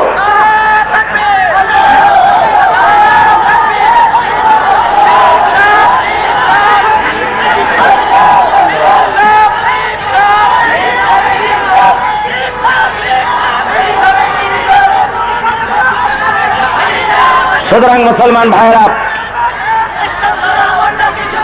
এত সহজ ব্যাপার নয়, জিনিসটি এত সহজ নয়, এত আরাম করে এটা হবে না। ये शहादत है उल्फत में कदम रखना, लोग आसा समझते हैं मुसलमान होना। মুসলমান হওয়াটা তারা সাধারণ জিনিস মনে করেছে। আসলে ইসলাম, মুসলমান হওয়া, ইসলাম গ্রহণ করা কোনো সাধারণ ব্যাপার নয়, কোনো স্বাভাবিক ব্যাপার নয়। শহীদি ঈদগাহে উত্তপ্ত ময়দানে দাঁড়াবার নাম ইসলাম। সুতরাং এই ঘটনার উল্লেখ করে আল্লাহ রাব্বুল আলামিন প্রকারান্তরে মক্কার কাফেরদেরকে সম্বোধন করে আল্লাহ হুঁশিয়ার করে দিচ্ছেন, শোনো, মুহাম্মদ সাল্লাল্লাহু আলাইহি ওয়াসাল্লাম তিনিও তোমাদের সামনে যে কথাগুলি বলতেছেন, তোমাদের বদদোয়া করতেছেন না। ওই লোকটি যেমন শহীদ হয়ে যাওয়ার পরেও তোমাদের জন্য দোয়া করেছেন, আর বেঁচে থাকতেও দোয়া করেছেন, অনুরূপ ভাবে মুহাম্মদ সাল্লাল্লাহু আলাইহি ওয়াসাল্লাম এবং তার সাথী সঙ্গীরা তারা তোমাদের জন্য দোয়া করতেছেন, তোমাদের জন্য বদদোয়া করতেছেন না, তোমাদের কল্যাণ কামনা করেন তারা। কি বলেন, আল্লাহর নবী কি বদদোয়া করেছেন কখনো? জোরে বলেন, করেছেন। আমার নবীর মতো শরীফ, আমার নবীর মতো অমায়িক, এত সুন্দর ব্যবহার, রহমতের নবী পৃথিবীতে আর কেউ আসছে? ভাইরা আমার, আল্লাহ রাব্বুল আলামিন বলেন, ওয়ামা আরসালনাকা ইল্লা রাহমাতাল লিল আলামিন। সবাই পড়েন, ওয়ামা আরসালনাকা ইল্লা রাহমাতাল লিল আলামিন। করুণার উচ্চ প্রতীক হয়ে এসেছেন আল্লাহর নবী জনাবে মুহাম্মদ রাসূলুল্লাহ সাল্লাল্লাহু আলাইহি ওয়াসাল্লাম। বন্ধুগণ, সরওয়ারে কায়নাত মদিনা মুনাওয়ারা থেকে একবার তিনি উমরা করার জন্য এসেছিলেন। কাবা শরীফের চাবি চেয়েছিলেন। কাবার চাবি রক্ষক চাবি তো দিলই না, উল্টা আল্লাহর হাবিবকে গাল দিল। সাহাবায়ে কেরাম অ্যাকশন নিতে চাইলেন, হুজুর বললেন না। তিনি শুধু স্বভাব সুলভ, ভাব গম্ভীর কণ্ঠে লোকটিকে বললেন, তুমি আজকে আমাকে চাবি দিলে না, কিন্তু মনে রেখো সেদিন বেশি দূরে নয় যেদিন এই চাবি এই ঘরের মূল রক্ষকের হাতে ফিরে আসবে। সুবহানাল্লাহ ওয়া বিহামদিহি। এতটুকুন কথাই বলেছেন, আর কিছু বলেননি। তবে ফতে মক্কার দিনে, মক্কা বিজয়ের দিনে আল্লাহর নবী যখন মসজিদে হারামের ভিতরে প্রবেশ করেছেন, বাইতুল্লাহর কাছে যখন চলে গেছে, না যার চাবি চাওয়া লাগে নাই, চাবির রক্ষক নিজে চাবি নিয়ে এসে হাজির। জোরে বলেন সুবহানাল্লাহ। আজার চাবি চাওয়া লাগে নাই, চাবি যার কাছে ছিল সে দৌড়ে চলে এসেছে। খেলার নাম বাবাজি। 10,000 সৈন্য রাসূলের সাথে 10,000 তরবারি চমকাচ্ছে। চাবির ধারক বাহক এসে বলছেন, এই নিন চাবি, ঘরের মধ্যে ঢুকুন, নামাজ পড়ুন, যা খুশি করেন। আর কাঁপতেছে কলা পাতার মতো থরথর করে। হুজুর চাবি নিয়ে ঘর খুললেন, ভেতরে ঢুকে মূর্তিগুলি ফেলে দেওয়ার ব্যবস্থা করলেন, নামাজ আদায় করলেন। তারপরে বেরিয়ে ওই লোকটাকে ডাকলেন, এদিকে। লোকটা কাছে এলো, আল্লাহর নবী চাবিটা তুলে তার হাতে দিয়ে দিলেন, বললেন, শোনো, তোমার কাছ থেকে এই চাবি জালিম ছাড়া আর কেউ নিতে পারবে না। সুবহানাল্লাহ, সুবহানাল্লাহ। লোকটি অবাক হয়ে তাকিয়ে রইল। লোকটির মুখ থেকে বেরিয়ে গেল, আমি মনে করেছিলাম আপনি একজন বিজয়ী বাদশাহ, একজন সম্রাট হয়ে গেছেন, একজন নামকরা বাদশাহ হয়ে গেছেন, বিজয়ী বাদশাহ বলে আমি মনে করেছিলাম। কিন্তু এখন প্রমাণিত হয়ে গেল, বুঝতে পারলাম বাদশার চরিত্র এমন হয় না। এমন মহানুভব, এমন উদার চরিত্র কেবলমাত্র নবীদেরই হতে পারে। আমার ভুল ভেঙে গেছে। আশহাদু আল্লাহ ইলাহা ইল্লাল্লাহু ওয়াহদাহু লা শারীকা লাহু ওয়া আশহাদু আন্না মুহাম্মাদান আবদুহু ওয়া রাসূলুহু। তাইরা আমার সরওয়ারে কায়নাত জনাব মুহাম্মদ রাসূলুল্লাহ সাল্লাল্লাহু আলাইহি ওয়াসাল্লাম তিনিও বদদুয়া করেন নাই। আল্লাহ তাই বুঝাচ্ছেন যে তোমাদের কাছে যে রাসূল এসেছেন তিনি তোমাদের জন্য অকল্যাণকামী নন, তিনি তোমাদের কল্যাণকামী।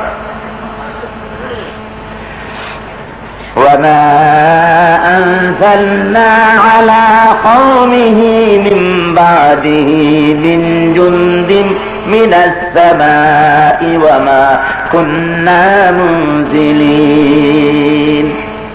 আমি এদের জন্য, এই কওমের জন্য আকাশ থেকে কোনো সৈন্যবাহিনী পাঠাই নাই, আর সৈন্যবাহিনী পাঠাবার আমার কোনো দরকারও ছিল না। ইন কানাত ইল্লা সাইহাতান ওয়াহিদাতান ফাইযা হুম হাবিদুন। সৈন্যবাহিনী পাঠানো লাগে। দুনিয়ায় যেমন যুদ্ধ বিগ্রহ করতে হলে সেনাপতিকে অর্ডার দেওয়া লাগে, সাজো সাজো রথ পড়ে যায়, বন্দুক, কামান, স্টেন গান, টমি গান, ব্রেন গান, এলএমজি, এসএমজি, আদমজি সব সাজাইয়া দিয়া চতুর্দিক থেকে পজিশন নেওয়া লাগে। আর্মি, বিডিআর, তারপরে পুলিশ, আনসার, গোষ্ঠী সুদ্ধা সব চতুর্দিকে ঘেরাও করো, মারো, টেলিফোন করে, তারপরে কত অর্ডার ক্যারি আউট করতে হয়, অর্ডার সাপ্লাই করতে হয়, কত কিছু করতে হয়। আল্লাহর কি এই সমস্ত লাগে নাকি? বটম টেপাটেপি করা লাগে? কিচ্ছু লাগে না। আল্লাহ কয় কোন, শুধু বলেন কোন, শুধু বলেন হোক, আর সাথে সাথে হয়ে যায়। বলেন সুবহানাল্লাহ, মোটেও দেরি লাগে না। রব্বুল আলামিন বলেন আমি ওই জাতি ধ্বংস করার জন্য, ওরা চেয়েছিল আমার 3 জন রাসূলকে শেষ করে দেবে, আমার দিনকে দুনিয়া থেকে বুঝায় দেবে, এই তাদের চেষ্টা ছিল। আর আমি ওদের জন্য আকাশ থেকে কোন ধরনের সৈন্য আমি নাজিল করি নাই, সৈন্য নাজিল করার কোন দরকারও আমার ছিল না। আমি শুধু কি করলাম শোনো, ইন কানাত ইল্লা সাইহাতান ওয়াহিদা, শুধু একটা প্রচন্ড আওয়াজ, একটা বিকট শব্দ হলো, একটা প্রচন্ড শব্দ, আর একই প্রচন্ড শব্দে গোটা জাতি নিস্তব্ধ হয়ে গেল। ফাইযা হুম হামিদুন। সুবহানাল্লাহ। বন্ধুগণ, এ ধরনের প্রচন্ড শব্দ আল্লাহ করতে পারেন না? পারেন না? জোরে গান পারেন কিনা? বাংলাদেশে কামান টামান যতগুলো আছে, সমস্ত কামানগুলো একসাথে দাগাইলে আকাশের একটা গর্জনের সমান হবে? জোরে বলেন হবে? যদি দেন দেওয়ান, মানুষগুলি হার্ট ফেল করবে। কনকর্ড যে বিমান আছে, কনকর্ড প্লেন, যেটা আপনার হিথ্রো এয়ারপোর্ট থেকে আমেরিকা বা বিভিন্ন দেশে যাতায়াত করে, এটাকে সুপারসনিকও বলা হয়। শব্দের চাইতে বেশি গতি সম্পন্ন। এত বেশি এর গতি, যার জন্য এটাকে ল্যান্ড করতে দেওয়া হয় এমন সব এয়ারপোর্ট যার আশেপাশে কাঁচের জানালাওয়ালা, কাঁচের দরজাওয়ালা বাড়িঘর না থাকে, তার থেকে নিরাপদজনক দূরত্ব রক্ষা করে, সেখানে বিপদমুক্ত দূরত্ব রক্ষা করে সেখানে দেওয়া হয়, এয়ারপোর্ট বানানো হয়। তার কারণ হলো এটা এত দ্রুত গতিতে যায় যে তার ফোর্সে বাতাসের মধ্যে যে ওয়েভ হয়, যে বাতাসের তরঙ্গ সৃষ্টি হয়, সেই তরঙ্গের চাপ সহ্য করতে না পেরে আশেপাশের বিল্ডিং এর সমস্ত গ্লাস ফেটে চৌচির হয়ে যায়।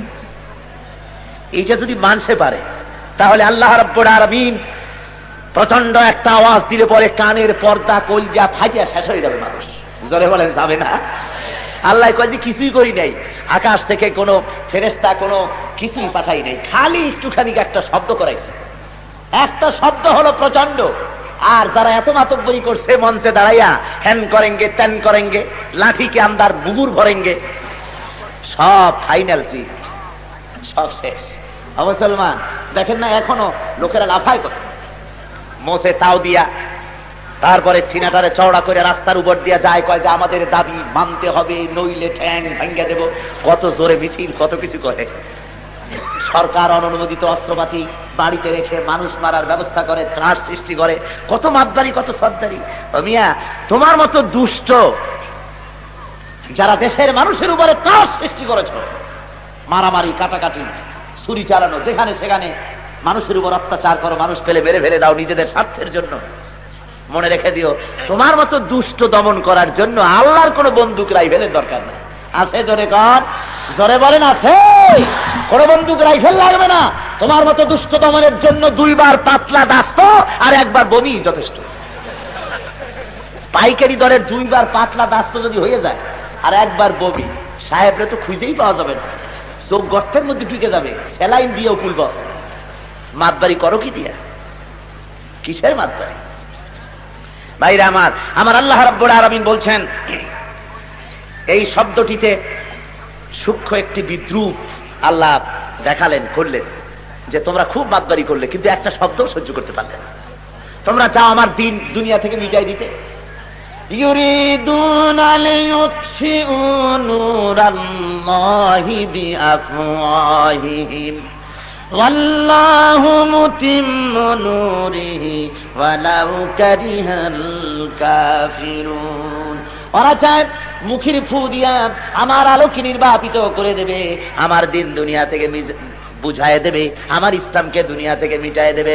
রব্বুল আলামিন বলেন, আমার দিন দুনিয়ার বুকে, আমার নূর, আমার দিনকে, আমার কোরআনকে, আমার ইসলামকে পূর্ণতা দান করব, তাতে কাফির বেঈমানদের মনের মধ্যে যত জ্বালা যন্ত্রণা হোক না কেন, ওদের কলিজা যত পুড়ুক, ইসলাম কামিয়াব হবে ইনশাআল্লাহ। আল্লাহ করবে, জোরে বলেন আলহামদুলিল্লাহ। চট্টগ্রামের তাফসীরের মাহফিল যখন ঘনায় আসে, আমি তো খবর রাখি, কত লিফলেট ছাড়ে বন্ধুরা, কত জায়গায় বক্তব্য রাখে, কত কিছু করে, কত যন্ত্রণা। এই মাহফিল, আল্লাহ বৃষ্টি যেন হয়, যেন মাহফিলটা হইতে না পারে, তখন আবার আল্লাহরেও ডাকে যাতে এটা না হয়। কত রকমের চেষ্টা করে, দেখেন না, চোরেও কিন্তু আল্লাহরে ডাকে চুরি করতে, যে আল্লাহ যেন ধরা না পড়ি। এরাও আল্লাহর কাছে কত কিছু মানত করে, তারপরে বিভিন্ন জায়গায় কত সভা সমিতি করিয়া ঠেকাবার চেষ্টা করে, কিন্তু আল্লাহ কয় ঠেকাইতে পারবি না, ঠেকাইতে পারবি না। আবু জেহেল চেয়েছিল মক্কায় নবীর কণ্ঠকে স্তব্ধ করে দেবে, আল্লাহু আকবার ধ্বনি বন্ধ করে দেবে, কিন্তু আবু জেহেলের বাপেও পারছে। জোরে বলেন পেরেছে? আবু জেহেলের গোষ্ঠী সাপ, ওর বংশে বাতি দিতেও কেউ নাই, আর এমন কোন সিনায় জুরাত কারো নাই যে দাঁড়িয়ে সমাজে বলবে আবু জাহেলের গোষ্ঠীর মানুষ আমি। বলতে পারবে? লোকেরা তো তখনই ধরবে যে আবু জাহেল তো পাই নাই, তোরে পাইছি। এ সাহসও কারণ নাই যে আমি আবু জাহেলের গোষ্ঠীর মানুষ। আবু জাহেল মরে গেছে, ও নাই, ওর বাড়িতে, মানে খারাপ কাজ করলে যা হয়, ওর বাড়িতে হইছে গণ শৌচাগার। গণ শৌচাগার বোঝেন তো? পাবলিক স্যানিটেশন, মানে পায়খানা, সোজা কথা। সারা দুনিয়ার হাজিরা মনের সুখে যা করা। ওর বংশে বাতি দিতে কেউ নাই, আর ইসলামের কথা, নবীর কথা, ওয়ারাফা'না লাকা যিকরাক, সুবহানাল্লাহ, সুবহানাল্লাহি বিহামদিহি। আমি প্রায় বলে থাকি, আমি যখন স্কটল্যান্ডে গিয়েছিলাম প্রোগ্রাম করতে, সান্ডারল্যান্ড একটা জায়গার নাম, এটা হলো নর্থ সির পারে, উত্তর সাগরের পারে বক্তৃতা করতেছি। সেখানে মুসলমান, ইহুদি, খ্রিস্টান, বাংলাদেশি, আরাবিয়ান, পাকিস্তানি, নানান দেশের লোকেরা বসে আছে। আজানে রক্ত হলো আর মাইকে আজান ঘোষিত হলো, আশহাদু আন্না মুহাম্মাদার রাসূলুল্লাহ। সবাই পড়েন, আশহাদু আন্না মুহাম্মাদার রাসূলুল্লাহ। আজান যখন হতে লাগলো, আজানের আওয়াজ, এক তিন দিকে রয়েছে পাহাড় পর্বত, দালান কোঠা রয়েছে, আর একদিকে রয়েছে সমুদ্র। পাহাড়ে পর্বতে সাদায় বাজে গাছ, ধ্বনিত প্রতিধ্বনিত, রণিত অনুরণিত হয়ে ইথারের অক্সিজেনে বাতাসের বুক ছেড়ে এ আজানের আওয়াজ ছড়িয়ে পড়লো মহাসাগরের উপর দিয়ে সব দিকে যেতে লাগলো। আমার মনে পড়ে গেল আবু জেহেলের কথা। মক্কায় বন্ধ করে দিতে চেয়েছিল আওয়াজ, আর ওই আওয়াজ আল্লাহ রাব্বুল আলামিন পাশ্চাত্যে নিয়ে গেছেন, আমেরিকায়, ইউরোপে, আফ্রিকায়, সাউথ আফ্রিকায়, ল্যাটিন আমেরিকায়, অস্ট্রেলিয়ায়, এশিয়ায়, দুনিয়ার সব জায়গায় চলে গেছে। মনে পড়ল বিশ্বকবি, কবি সম্রাট আল্লামা ইকবাল রহমতুল্লাহ আলাইহির কথা, মগরিব কি ওয়াদিউ মে গूंजी আযা हमारी कम था न था किसी से सैले रवा हमारा। প্রাচ্য এবং প্রতীচ্যে, পাহাড়ে পর্বতে, সমুদ্রে মহাসমুদ্রে ধ্বনিত প্রতিধ্বনিত হবে আমার আযান। কে ঠেকাবি ইসলামের গণজোয়ার? ঠেকাতে পারবি না। বরং যারা এই গণজোয়ারের সামনে প্রতিবন্ধকতার সৃষ্টি করছো, ফিরে আসো, জোয়ারে সামিল হও, জোয়ারে সামিল হও। এখনো জামাতে আছে স্থান। খেলায় খেলায় কি জানি ঘুমিয়ে কাজা করেছে ফজর, তখনও জাগুনি যখনও জোহর। খেলায় খেলায় কেটেছে আসর, মাগরিবের ওই শুনি আজান। জামাতে সামিল হও রে সাথে, এখনো জামাতে কথা কন না কেন, আছে স্থান। জামাতে এখন স্থান আছে, সামিল হয়ে যাও ইসলামের গণজোয়ারে। যদি সামিল না হও আর যদি দুঃসাহস করো, প্রতিবন্ধকতার করতে যদি চাও, তাহলে মনে রেখে দিও ইসলামের এই পৃথিবী জোড়া, বিশ্ব জোড়া গণজোয়ারের সামনে সব শুষ্ক তৃণের মতো বাতাসের বেগে উড়ে নিশ্চিহ্ন হয়ে যাবে তোমরা।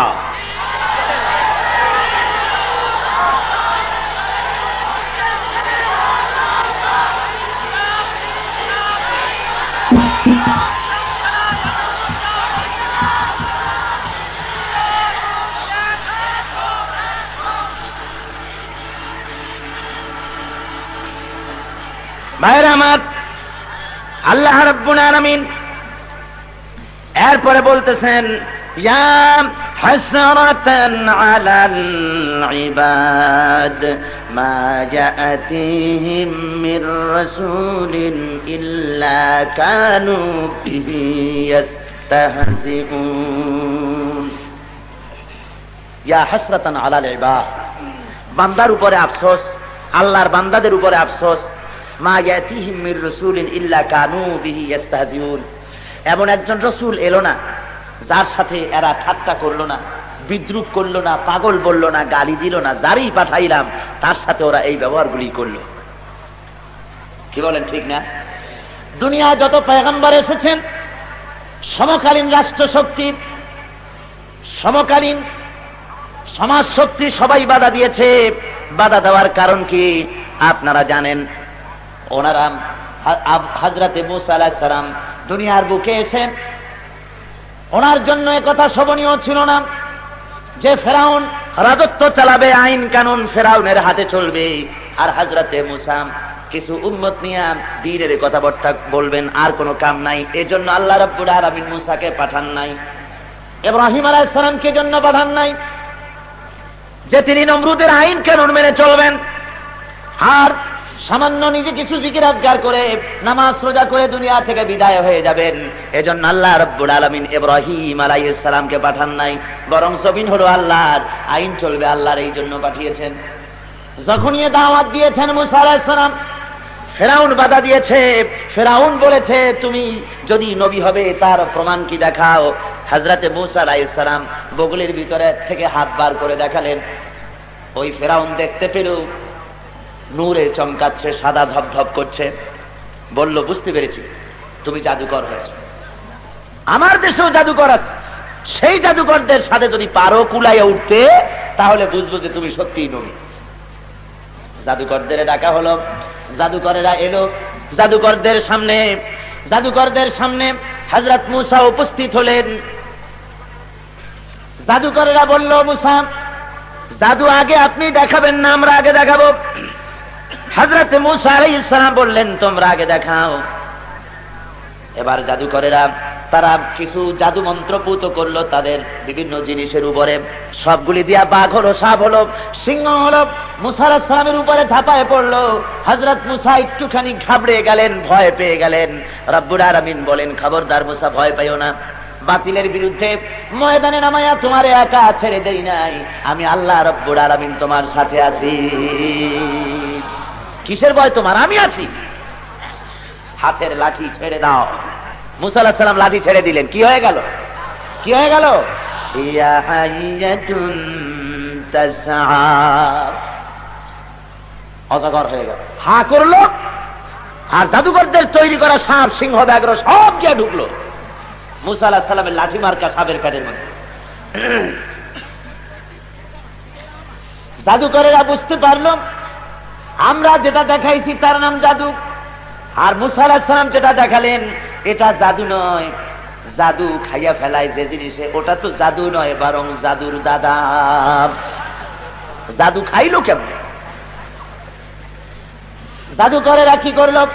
কোরআন শরীফ বলছি, ফাউলকিয়াস সাহারাতু সুজদাা ক্বালু আমান্না বিরাব্বি হারুন ওয়া মূসা।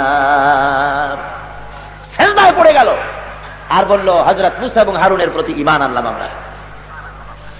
আমিয়া একটি কথা এখানে আছে, সিজদায় কিন্তু পড়ে যায়নি, ফাউলকিয়া, সিজদায় ফেলে দেওয়া হয়েছে। কে ফেললেন? সিজদায় ওরা পড়ে নাই, সিজদায় পড়ানো হয়েছে। কে পড়াইছে? জোরে কোন কে? আল্লাহ। কেন? এত মানুষ সেখানে আছে, তা থুইয়া জাদুকরদের সিজদায় ফেলাই দিলেন কেন? তার কারণ হলো এই, তাফসীরের ভিতরে এসেছে, ওই যে জাদুকরের আল্লাহর উলুল আযম পয়গম্বর হযরতে মুসা আলাইহিস সালামের প্রতি যে আদবটুকুন প্রদর্শন করেছে, হযরতে মুসাকে যে বলেছে, হে মুসা, জাদু আপনি আগে দেখাবেন না, আমরা আগে দেখাবো। নবীর প্রতি এই যে আদব করলো, এই আদব করার কারণে আল্লাহ রাব্বুল আলামিন ওদেরকে ঈমান আনার দৌলত দান করলেন। আদব বড় সাংঘাতিক জিনিস, জোরে কোন সুবহানাল্লাহ। বড় মূল্যবান জিনিস।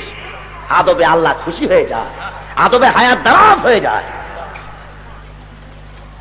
এই আদবের ট্রেনিং কোথায় পাবে? লেনিন বাবাজি শিখাইবো আদব? শিখাইবো? কালমার্ক্স শিখাবে? ওরা তো শিক্ষক না, গোটা দুনিয়ার শিক্ষক হলেন জনাব মুহাম্মদ রাসূলুল্লাহ, যারা বলেন সাল্লাল্লাহু আলাইহি ওয়াসাল্লাম। আদবের ট্রেনিং তিনি দিয়েছেন। হযরতে যায়েদ বিন সাবিত আল আনসারী রাদিয়াল্লাহু তাআলা আনহু, জবরদস্ত জলিলুল কদর সাহাবী, সৈয়দ আলিম, কৃতদাস, কালো কুৎসিত মানুষ, খুব বড় আলিম। ঘোড়ার পৃষ্ঠের উপরে সওয়ার হয়ে কোথাও যাচ্ছেন, তৈরি হয়েছে, ঘোড়ার পিঠের উপরে চড়ে পাটা পাদানি, যেটাকে রেকাব বলা হয়, রেকাবের মধ্যে পা ঢুকাবার চেষ্টা করতেছেন, কিন্তু যতবার পা ঢুকাবার চেষ্টা করেন লোহাটা সরে যায়, পাটা ঢোকে না। এমন সময় উনি অনুভব করলেন কে যেন পাখানা ধরে লোহার জিনজিরের ভিতরে ঢুকাই দিলেন। উনি নিচে তাকালেন, তাকিয়ে দেখেন যিনি পা ধরে ঢুকাই দিলেন তিনি হলেন রাইসুল মুফাসসিরিন হযরতে ইবনে আব্বাস রাদিয়াল্লাহু তাআলা আনহু। সুবহানাল্লাহ ওয়া বিহামদিহি। রাসূলের চাচাতো ভাই, তিনি কৃতদাস, কালো কুৎসিত হযরত যায়েদের পাখানা ধরে লোহার রিকাবের মধ্যে ঢুকিয়ে দিলেন। হযরতে যায়েদ শিউরে উঠলেন, বললেন, লা তাফাল ইয়া ইবনে আম্মা রাসূলিল্লাহ সাল্লাল্লাহু আলাইহি ওয়াসাল্লাম, হে রাসূলের চাচাতো ভাই, খবরদার এই কাজ আপনি করবেন না, আমার পায়ে আপনি কিছু দিয়ে হাত দিবেন না। হযরতে ইবনে আব্বাস রাদিয়াল্লাহু তাআলা আনহু বলছেন, হাকাযা উমিরনা আন নাফআলা বিউলামাইনা, আমরা আদিষ্ট হয়েছি রাসূলের কাছ থেকে আমাদের উলামাদের এভাবে সম্মান দেওয়ার জন্য, মর্যাদা দেওয়ার জন্য, আমাদের উলামা, আমাদের বুজুর্গদের প্রতি সম্মান দেওয়ার জন্য রাসূলের কাছ থেকে আমরা আদিষ্ট হয়েছি। সুবহানাল্লাহ। হযরতে যায়েদ রাদিয়াল্লাহু তাআলা আনহু বলছেন, আরিনি ইয়াদাক, ও ইবনে আব্বাস, দেখি তোমার হাতখানা, কোন হাত দিয়ে তুমি আমার পায়ে হাত দিয়েছিলে, দেখি সে হাতখানা। হযরত ইবনে আব্বাস রাদিয়াল্লাহু তাআলা হাতখানা উঁচু করলেন, ফাকাব্বালাহা যায়েদ। হযরত যায়েদ রাদিয়াল্লাহু তাআলা আনহু হাতের উপরে চুমা খাইলেন, হাতখানার উপরে চুমা খাইলেন, আর বললেন, হাকাযা উমিরনা নাফআলা বিকরাবাতি রাসূলিল্লাহ সাল্লাল্লাহু আলাইহি ওয়াসাল্লাম, এইভাবে করে আমাদেরকেও আদেশ করা হয়েছে রাসূলের আওলাদদের প্রতি মর্যাদা দেওয়ার জন্য। জোরে বলেন সুবহানাল্লাহ। সম্মান, আদব, মর্যাদা শিখিয়েছে ইসলাম, আর কেউ শিখায় নাই। জোরে কারণ সুবহানাল্লাহ। আদবের কারণে আল্লাহ রাব্বুল আলামিন এই জাদুকরগুলিকে ঈমান আনার দৌলত দান করলেন। ওরা সিজদায় পড়ে গেল।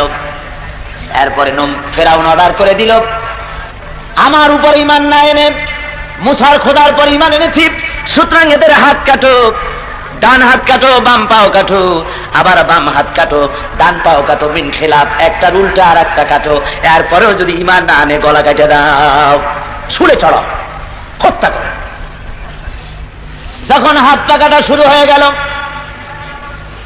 তখন ওই জাদুকরগুলি, নতুন মুসলমানগুলি, এখন আর জাদুকর নয় তারা, এখন তারা নতুন মুসলমান।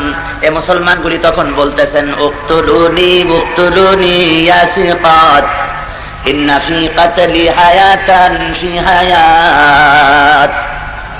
হে নির্ভরযোগ্য হত্যাকারী, তাড়াতাড়ি আমাদের হত্যা করো। যেহেতু তোমরা যে আমাদেরকে হত্যা করতেছো, আমরা মরে যাব না, এই জীবনের পরিবর্তে আর একটা নতুন জীবন পাবো। সেই জীবনে তাড়াতাড়ি হত্যা করো, তাহলে সেই নতুন জীবনে আল্লাহর সাথে দিদার নসিব হয়ে যাবে। তাফসীরের মধ্যে এসেছে, ঈমান আনার দৌলত আল্লাহ দান করলেন, তারপর আবার হাত কাটার ব্যবস্থা করলেন কেন?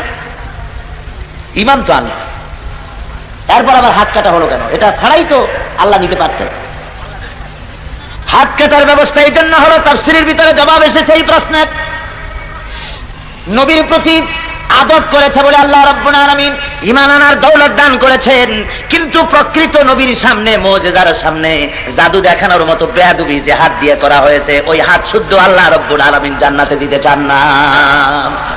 বেয়াদবি করেছো যে হাত দিয়া, ও হাত রেখে আসো, আমার কাছে এলে পরে জান্নাতে হাত দিয়া বেহেশত দেবো। সুবহানাল্লাহ। আমার নবীর সামনে বেয়াদবি করেছে। ভাইরা আমার, এভাবে করে অত্যাচার করেছে ওরা। হযরত মুসা আলাইহিস সালামের উপর অত্যাচার করেছে, তারপরে ঘেরাও করেছে। মুসা আলাইহিস সালাম 3 দিক থেকে ঘেরাও হয়ে গেছে। এবার সমুদ্রে এখন আর পালানোর পথ নাই। আল্লাহ কয়, আঘাত করো দরিয়ার উপরে। আঘাত করলেন, রাস্তা হয়ে গেল। মুসা আলাইহিস সালাম পার হয়ে গেলেন। আর ফেরাউন এলো তার দলবল নিয়ে, আর আসে রাস্তা দেখে মনে করছে ওর বাপে বুঝি রাস্তা বানাইছে, আর দলবল নিয়ে ওর মধ্যে নেমেছে। আর যখন মাঝখানে এসেছে, আল্লাহ বললেন দরিয়াকে রাস্তা বন্ধ করে দে। রাস্তা বন্ধ হয়ে গেছে। এখন যা শুরু হয়েছে তাকে বোঝে, খালি চুবনি, পানি খাইতে খাইতে অস্থির হয়ে গেছে। পানি খেতে খেতে অস্থির হয়ে ফেরাউন এবার বলতেছি, আমানতু আন্নাহু লা ইলাহা ইল্লাল্লাযী আমানাত বিহি বানু ইসরাঈল। আমি ঈমান আনলাম, আমি ঈমান আনলাম সেই আল্লাহর উপরে, যার উপরে বনি ইসরাঈল ঈমান আনছে। ওয়া আনা মিনাল মুসলিমিন, আর আমি তো একজন মুসলমান। আল্লাহ আমারে এখন আর চুবাও কেন? আমি তো মুসলমান হয়ে গেছি। আল্লাহ কয় যে এখন আর তুমি এতদিন ধরে আমার মানুষের উপরে নিজের রাজত্ব চালিয়েছো, এখন কোথায় যাবা? ভাইরা আমার, এমনি করে যখনই কোন পয়গম্বর দুনিয়া এসেছেন, আল্লাহ বলেন প্রতিটি পয়গম্বরের সঙ্গে এরা বিরোধিতা করেছে, তারপরে আমিও তাদের ইন্তেকাম নিয়েছি। ওরা বিরোধিতা করেছে আল্লাহ মুসা আলাইহিস সালামের সঙ্গে, হযরত ইব্রাহিম আলাইহিস সালামের সঙ্গে, এমনি করে প্রতিটি পয়গম্বরের সঙ্গে তারা বেয়াদবি করেছে। কাউকে করাত দিয়ে চিরেছে, কাউকে জবাহ করেছে, কাউকে টুকরা টুকরা করেছে, কাউকে বা লোহার চিরুনি বানায়া গায়ের গোশতগুলি হাড়ের উপর দিয়ে নামায়া দিয়েছে। আল্লাহ রাব্বুল আলামিন বলেন, ও দুনিয়ার মানুষেরা, দ্বীনের সাথে যারা শত্রুতা করো, আমার নবীদের সঙ্গে যারা বেয়াদবি করো, যারা দ্বীনের সাথে বিরোধিতা করো, শুনে নাও। আলাম ইয়ারাউ কাম আহলাকনা ক্বাবলাহুম মিনাল কুরুনি আন্নাহুম ইলাইহিম লা ইয়ারজিউন। তারা কি দেখে নাই তাদের পূর্বে কত জাতিকেই না আমি ধ্বংস করে দিয়েছি? দেখে নাই তারা কত জাতি ধ্বংস করেছি, আর তারা তাদের কাছে ফিরে আসে নাই। কওমে আদ, কওমে সামুদ, কওমে আয়কা, কওমে নূহ, কওমে ফিরাউন, এমনি করে কত জাতি দুনিয়া থেকে আমি আল্লাহ নিশ্চিহ্ন করে দিলাম। আল্লাহ কি প্রচন্ড ক্ষমতা, কি প্রচন্ড ক্ষমতার মালিক, যখন যা খুশি করতে পারেন না? জোরে বলেন, পারেন না? ফাআলুল লিমা ইউরিদ, যা খুশি তিনি তাই করতে পারেন। প্রচন্ড ক্ষমতার মালিক। মেক্সিকো শহরের কথা আপনারা শুনেছেন, বিরাট শহর, যৌন আবেদনের, যৌনাচারের, যৌন পাপের লীলাভূমি, রাজধানী মেক্সিকো। জেনা হচ্ছে, ব্যভিচার হচ্ছে, ব্লু ফিল্ম হচ্ছে, শয়তানি হচ্ছে, বদমাশি হচ্ছে, চরম ভাবে হচ্ছে। আর আল্লাহ রাব্বুল আলামিন অর্ডার করলেন, বললেন কুন, আর সাথে সাথে হয়ে গেল। কি কুন বললেন? বললেন হ। সমুদ্রের মধ্যে যে তুফান করেন না, কি করেন আপনারা? ঢেউটারে কি করেন? ঢেউ। সমুদ্রে যেমন ঢেউ হয়, আল্লাহ মেক্সিকোর মাটিকে অর্ডার দিলেন ওই রকম ঢেউ হয়। চিন্তা করেন একটু, সমুদ্রে যে ঢেউ হয় ওই রকম ঢেউ যদি মাটির উপরে হয়, অবস্থাটা কি? যখন মাটির উপরে ঢেউ শুরু হয়ে গেল এমনি করে, আর 120 তলা, 80 তলা, 50 তলা বিরাট বিরাট বিল্ডিং গুলির করে বর্গার, আর ইটগুলি বন্দুকের গুলির মতো চতুর্দিকে ছুটতে লাগলো। হাজার হাজার মানুষ এক নিমিষের ভিতরে একটা মৃত্যু নগরীতে পরিণত হয়ে গেল, সব স্তব্ধ হয়ে গেল। পারেন না আল্লাহ? আমার বন্ধুগণ, কলম্বিয়ার আর্মেরা সহ মাত্র অল্প সময়ের মধ্যে পৃথিবীর ইতিহাস থেকে আল্লাহ মুছে ফেলে দিলেন। 25,000 লোক জীবিত সমাধি হয়ে গেল। কি যে ক্ষমতা আমার আল্লাহ! তাই বলছেন আল্লাহ রাব্বুল আলামিন, কত জাতিকে শেষ করে দিলাম। সুতরাং বিরোধিতা করো না ইসলামের সাথে। এই কথাগুলি বলার কারণ, ইসলামের সাথে বিরোধিতা করো না। তোমরা যে বিরোধিতাটা করো, কেন করতেছো?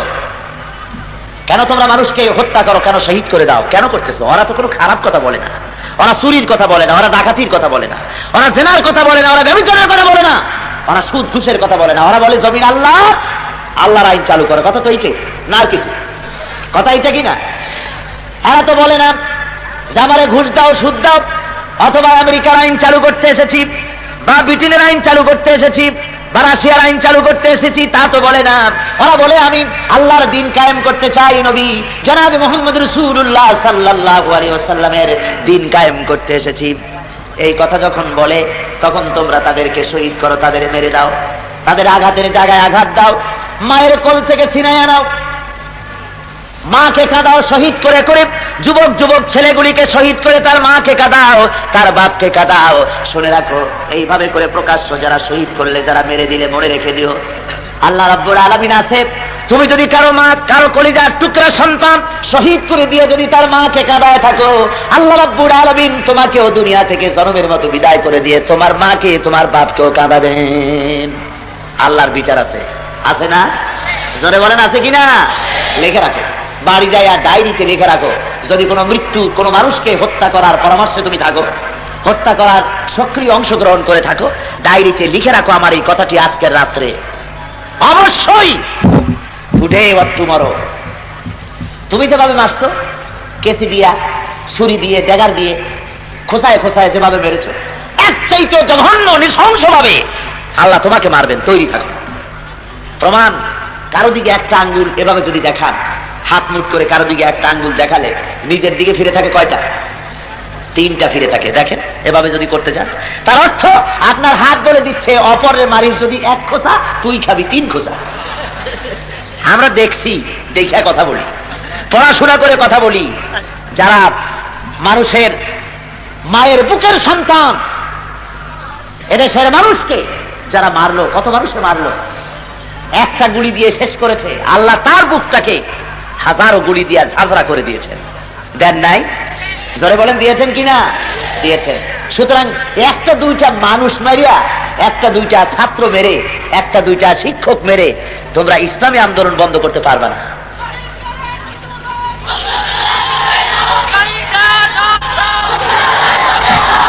সুতরাং আজকে আল্লাহর দেওয়া বিধান কায়েমের জন্য পয়গম্বরেরা যেভাবে জীবন দিয়েছেন, সাহাবায়ে কিরাম যেভাবে জীবন দিয়েছেন, সেভাবে জীবন জোরে বলেন তৈরি আছে? আলহামদুলিল্লাহ, তৈরি থাকতে হবে। যে কোনো মুহূর্তে জীবন দিয়েছেন আল্লাহ। কে দিয়েছেন? সেই আল্লাহ। জীবন চাইলে দিতে কোনো আপত্তি আছে? কোনো আপত্তি থাকার কথা না। আমাদের ইতিহাস রয়েছে, মুসলমানেরা জীবনের মায়া করে নাই। যখনই দ্বীনের প্রশ্নে জীবন দেওয়ার প্রশ্ন হয়েছে, জীবন দিয়েছে, জেল জরিমানা খেটেছে। আল্লাহ রাব্বুল আলামিন বলেন, তোমরা যদি এভাবে জান মাল সবকিছু কোরবানি করতে প্রস্তুত থাকো, তাহলেই আমার তরফ থেকে আর এই ওয়াদা চালু হয়ে যাবে, এই আমার তরফ থেকে এই কথাই আসবে, আলা ইন্না নাসরাল্লাহি করিব। কালকের রোগ আবার শুরু হয়েছে। আমি গতকালও বলেছিলাম, হাজারো লোকের আলোচনা শোনার ডিস্টার্ব আপনারা আল্লাহর হস্তে করবেন না, খুব খারাপ। বন্ধুগণ, ইসলামের মহব্বত, আল্লাহর মহব্বত, কোরআনের মহব্বত, স্ত্রী পুত্র পরিজন মা বাপ সবচাইতে বেশি মহব্বত হতে হবে কলেজায় কার? আল্লাহর আর আল্লাহ রসুলের। জোরে বলেন কার? এইটা হলে আপনি পূর্ণ ইমানদার হবেন।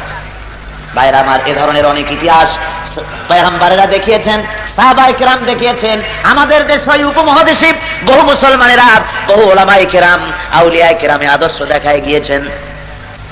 ব্রিটিশ শাসনের বিরোধিতা করে এই জমিনে দ্বীন প্রতিষ্ঠার লক্ষ্যে যখন ওলামারা আন্দোলন শুরু করেছিলেন, তার ভেতরে ছিলেন হযরতে জাফর থানেশ্বরী রাহমাতুল্লাহ আলাইহি। ইসলামী আন্দোলন করার কারণে ব্রিটিশ গভর্নমেন্ট তাকে গ্রেফতার করলো, গ্রেফতার করে তাকে জেলের মধ্যে রাখলো। বিচারে যেদিন হলো, বিচারের পরে তার কালাপানি দ্বীপান্তর হয়ে গেল। তাকে দ্বীপান্তরে নিয়ে যাওয়া হবে, দ্বীপে নিয়ে যাওয়া হবে। তাকে রাস্তায় বের করা হয়েছে, গলায় গলায় শিকল পরানো হয়েছে, কোমরে শিকল পরানো হয়েছে, পায়ে বেরি পরানো হয়েছে, হাতে শিকল পরানো হয়েছে। ওই সময় একজন জবরদস্ত আলেম তিনি ছিলেন, চুরি করেন নাই, ডাকাতি করেন নাই, জেনা বিচারের প্রশ্নই তো ওঠে না। শুধুমাত্র ইসলামের কারণে, আল্লাহর দ্বীনের কারণে এত বড় আলেমের গলায় শিকল, কোমরে শিকল, পায়ে শিকল, শিকল পরাইয়া টানতে টানতে রওনা করাই দিয়েছে। রাস্তার দুই দিকে অসংখ্য জনসাধারণ দাঁড়িয়ে দেখতেছে। মাওলানা জাফর থানেশ্বরী তিনি সুন্দর করে হেঁটে যাচ্ছেন, মুখের ভিতরে কোনো ভাব, কোনো চিন্তা, কোনো চিন্তার লেশ মাত্র নাই। খুশি মনে তিনি চলে যাচ্ছেন, দ্বীনের জন্য কবুল করে নিতেছেন শাস্তি। যেতে যেতে এক জায়গায় গিয়ে থমকে দাঁড়িয়ে গেলেন, পুলিশকে বললেন একটু দাঁড়াও। তিনি দেখলেন জনতার ভিড়ে একটা বাচ্চা কোলে নিয়ে বোরকা পরিহিতা একটা মেয়ে লোক এক জায়গায় দাঁড়ানো। মাওলানা দাঁড়িয়ে গেলেন। ওই বোরকা পরিহিতা মেয়েটি ছিলেন, মেয়ে লোকটি ছিলেন ওনার বেগম স্ত্রী।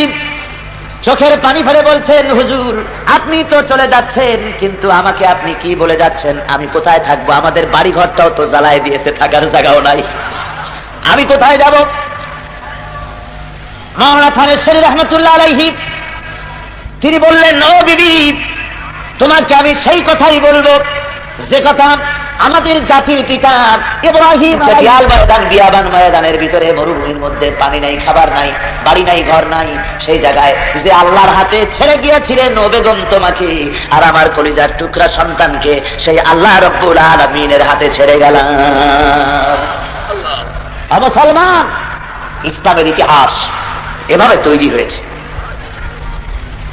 যারাই দিন প্রচার করতে এসেছে তাদের সাথে বিরোধিতা হয়েছে, মার হয়েছে।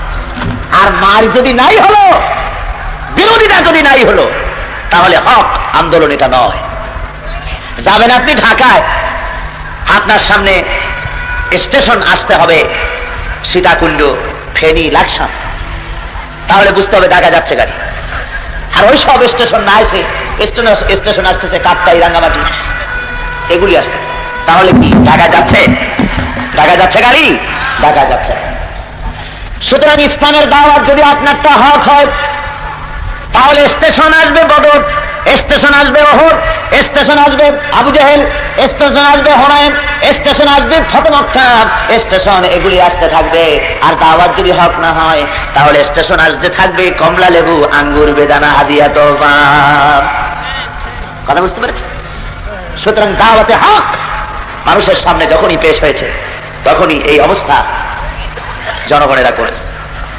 ভাইরা আমার, আল্লাহ রাব্বুল আলামিন এরপরে বলছেন, ওয়াইন কুল্লুন লাম্মা জামিউন লাদাইনা মুহদারুন, আর তাদের সকলকেই একদিন আমার সামনে উপস্থিত করা হবে, আমার সামনে সকলকেই আসতে হবে।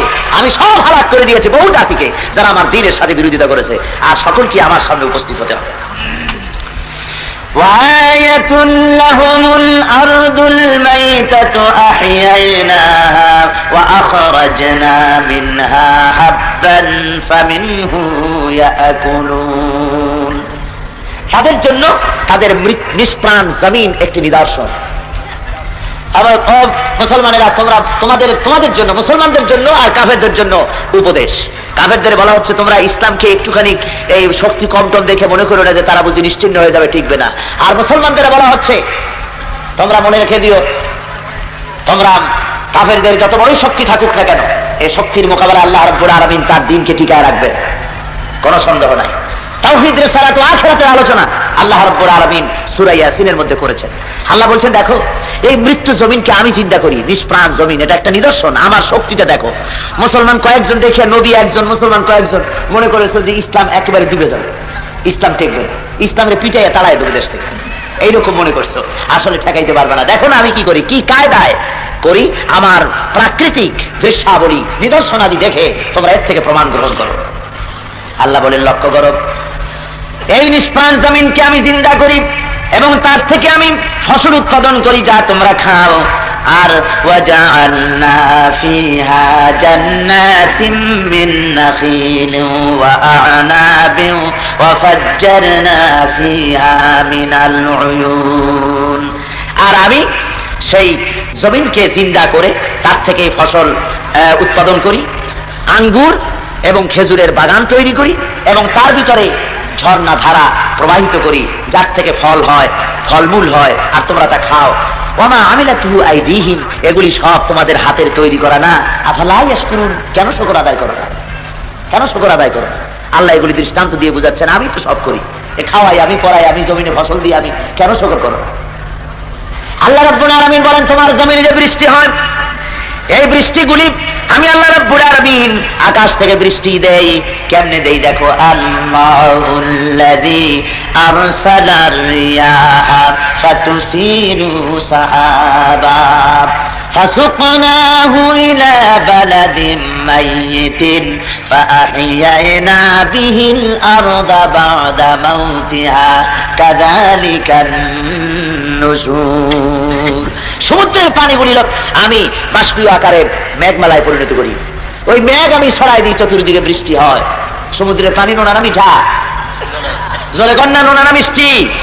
নোনা পানি।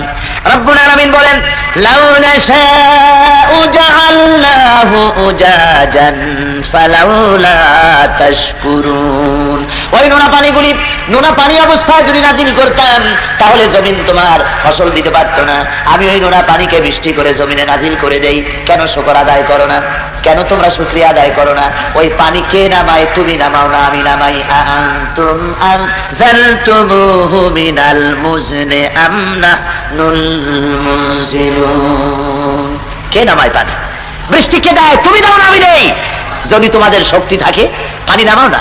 ইথিওপিয়ায় আজকে এক যুগের মতো হয়ে গেল পানি নাই, পানির অভাবে গোটা দেশ খরায় শেষ হয়ে গেল, মানুষ মরতে মরতে প্রায় সব শেষ।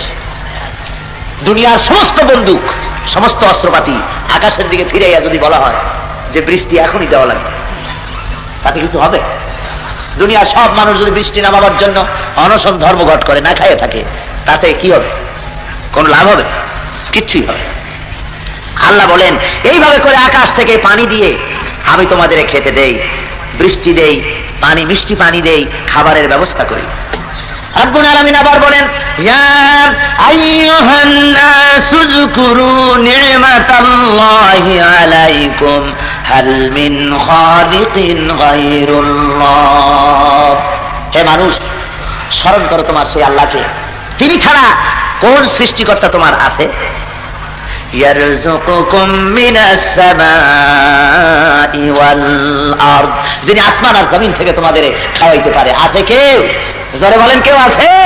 কেউ নাই। আল্লাহ রাব্বুল আলামিন খাওয়ান। আল্লাহ বুঝাচ্ছেন যে বোঝো ভালো করিয়া, কেন আমার গোলামি করবে না, আমার দাসত্ব কেন করবে না, কি জন্য আমার আইন মানবে না? রাব্বুল আলামিন বলেন এইভাবে করে আমি তোমাদের খানা পিনার বন্দোবস্ত করেছি, তোমাদের সবকিছু আমি দিয়েছি। এরপরে আরো লক্ষ্য করো, আরো নিদর্শন আমি দিতেছি, ওয়ায়াতুল লাহুমুল লাইলু নাসলাহু মিনহুন নাহারা ফাইযা হুম মুজলিমুন। তাদের জন্য রাত একটি নিদর্শন। এই রাতকে আমি দিনকে রাতের উপর থেকে আমি সরাই দেই, ফাইযা হুম মুজলিমুন, তারপরে অন্ধকারে সব ছেয়ে যায়। আর والشمس تجري لمستقر لها ذلك تقدير العزيز العليم। আর সূর্য তার মঞ্জিলের পানে এগিয়ে যাচ্ছে। আরে সবকিছুই মহাপরাক্রমশীল আল্লাহ রাব্বুল আলামিনের এক বিরাট ব্যবস্থাপনার মাধ্যমে সবকিছুই হচ্ছে। আল্লাহ রাব্বুল আলামিন আরো বলেন, ওয়াল কামারা কদ্দারনাহু মানাজিলা হাত্তা আদা কাল উরজুনিল কাদিম। আর চন্দ্র তার নির্দিষ্ট কতগুলি মঞ্জিল আছে, সেই মঞ্জিলের উপরে সে আবর্তিত হয় আর শেষ পর্যন্ত শুকনা খেজুরের ডালে পরিণত হয়ে যায়, শুকনা খেজুরের ডালের মতো হয়ে যায়। لا الشمس ينبغي لها أن تدرك القمر ولا الليل سابق النهار وكل في فلك يسبحون। রব্বুল আলামিন বলেন, আমার কুদরত লক্ষ্য করো, আমার কুদরত লক্ষ্য করো। সূর্য পারে না চন্দ্রকে ধরিতে, আর রাত পারে না দিনকে ছাড়াইয়া যেতে, আর যা কিছু আছে মহাশূন্যের উপরে সবকিছু ঘুরে বেড়াতেছে। জোরে বলেন সুবহানাল্লাহ। এ বিরাট পৃথিবীর মধ্যে যা কিছু হচ্ছে সব আমার কুদরত দ্বারাই হচ্ছে। চাঁদের ক্রমহ্রাস এবং ক্রমবর্ধমান, আস্তে করে চাঁদ কমতে থাকে, শুক্ল পক্ষে চাঁদ বাড়তে থাকে, কৃষ্ণ পক্ষে চাঁদ কমতে থাকে। আল্লাহর নবীর কাছে প্রশ্ন করা হয়েছে, নবীজি চাঁদের এই ক্রমবর্ধমান এবং ক্রমহ্রাস অবস্থা কেন? নবী আমার কোনো জবাব দেন না যতক্ষণ পর্যন্ত জিবরাইল না বলেন। হযরতে জিবরাইল এলেন, ওহী নিয়ে বললেন, ওয়ায়াসআলুনাকা আনিল আহিল্লা কুল হিয়া মাওয়াকিতু লিন্নাস। ও নবী, আপনাকে প্রশ্ন করা হয়, আপনাকে প্রশ্ন করা হয় চাঁদের ক্রমবর্ধমান এবং ক্রমহ্রাস সম্পর্কে আপনি বলে দেন। চাঁদ হলো একটি মানুষের জন্য আমি আল্লাহ রাব্বুল আলামিন চাঁদকে একটা চিরস্থায়ী ক্যালেন্ডারের মতো আমি বানাই দিয়েছি। জোরে বলেন সুবহানাল্লাহ। মাস দিন তারা যেন গণনা করতে পারে, এই জন্য আমি চাঁদকে বানিয়ে দিয়েছি তাদের মাথার উপরে একটি ক্যালেন্ডারের মতো। وآية لهم أنا حملنا ذريتهم في الفلك المشحون। আর তাদের জন্য এই নৌকা, ভরা নৌকা, যে নৌকার উপরে তার ভবিষ্যৎ বংশধরদেরকে আমি সওয়ার করিয়ে দিয়েছিলাম, এটাও একটি নিদর্শন। وَخَلَقْنَا لَهُم مِّن مِّثْلِهِ مَا يَرْكَبُونَ। এরপরে আমি অনেক নৌকা বানিয়ে দিয়েছি অনুরূপ ভাবে, যার উপরে তারা চড়ে বেড়ায়। এটা কি কথা? এটা হলো হযরত নূহ আলাইহিস সালামের নৌকার কথা বলা হচ্ছে। হযরত নূহ আলাইহিস সালাম, ইতিহাস প্রমাণ করে হযরত নূহ আলাইহিস সালামের আগে নদী পারাপারের বন্দোবস্ত সম্পর্কে লোকেদের কিছুই জানা ছিল না। সর্বপ্রথম নৌকা আবিষ্কার করেন কে? হযরতে নূহ আলাইহিস সালাম। হযরতে নূহ আলাইহিস সালাম জাতিকে বললেন যে আল্লাহকে মেনে নাও, আল্লাহ ছাড়া কোনো ইলাহ নাই। ওরা বলল যে তুমি আবার নবী হলা কবে? আমরাই তো সবকিছু। হযরতে নূহ আলাইহিস সালাম 950 বছর পর্যন্ত জাতিকে বুঝালেন, জাতি কোন রকম মানল না। এরপরে নূহ আলাইহিস সালাম বদদোয়া করলেন, আয় আল্লাহ, জাতিকে এমন করে বুঝালাম তারা আমার কথা মানল না, সুতরাং রব্বুল আলামিন এই জাতিকে বিদায় করে দাও। এই জাতিকে গজব দিয়া বিদায় করা জাতি, আন্ডা বাচ্চা যদ্দুর যা আছে সব শেষ করে দাও। একটা কাফেরও যেন বাঁচে না। একটা কাফেরও যদি বাঁচে তাহলে তার দ্বারা আরো শয়তান, আরো কাফের বাড়বে। সব শেষ করে দাও।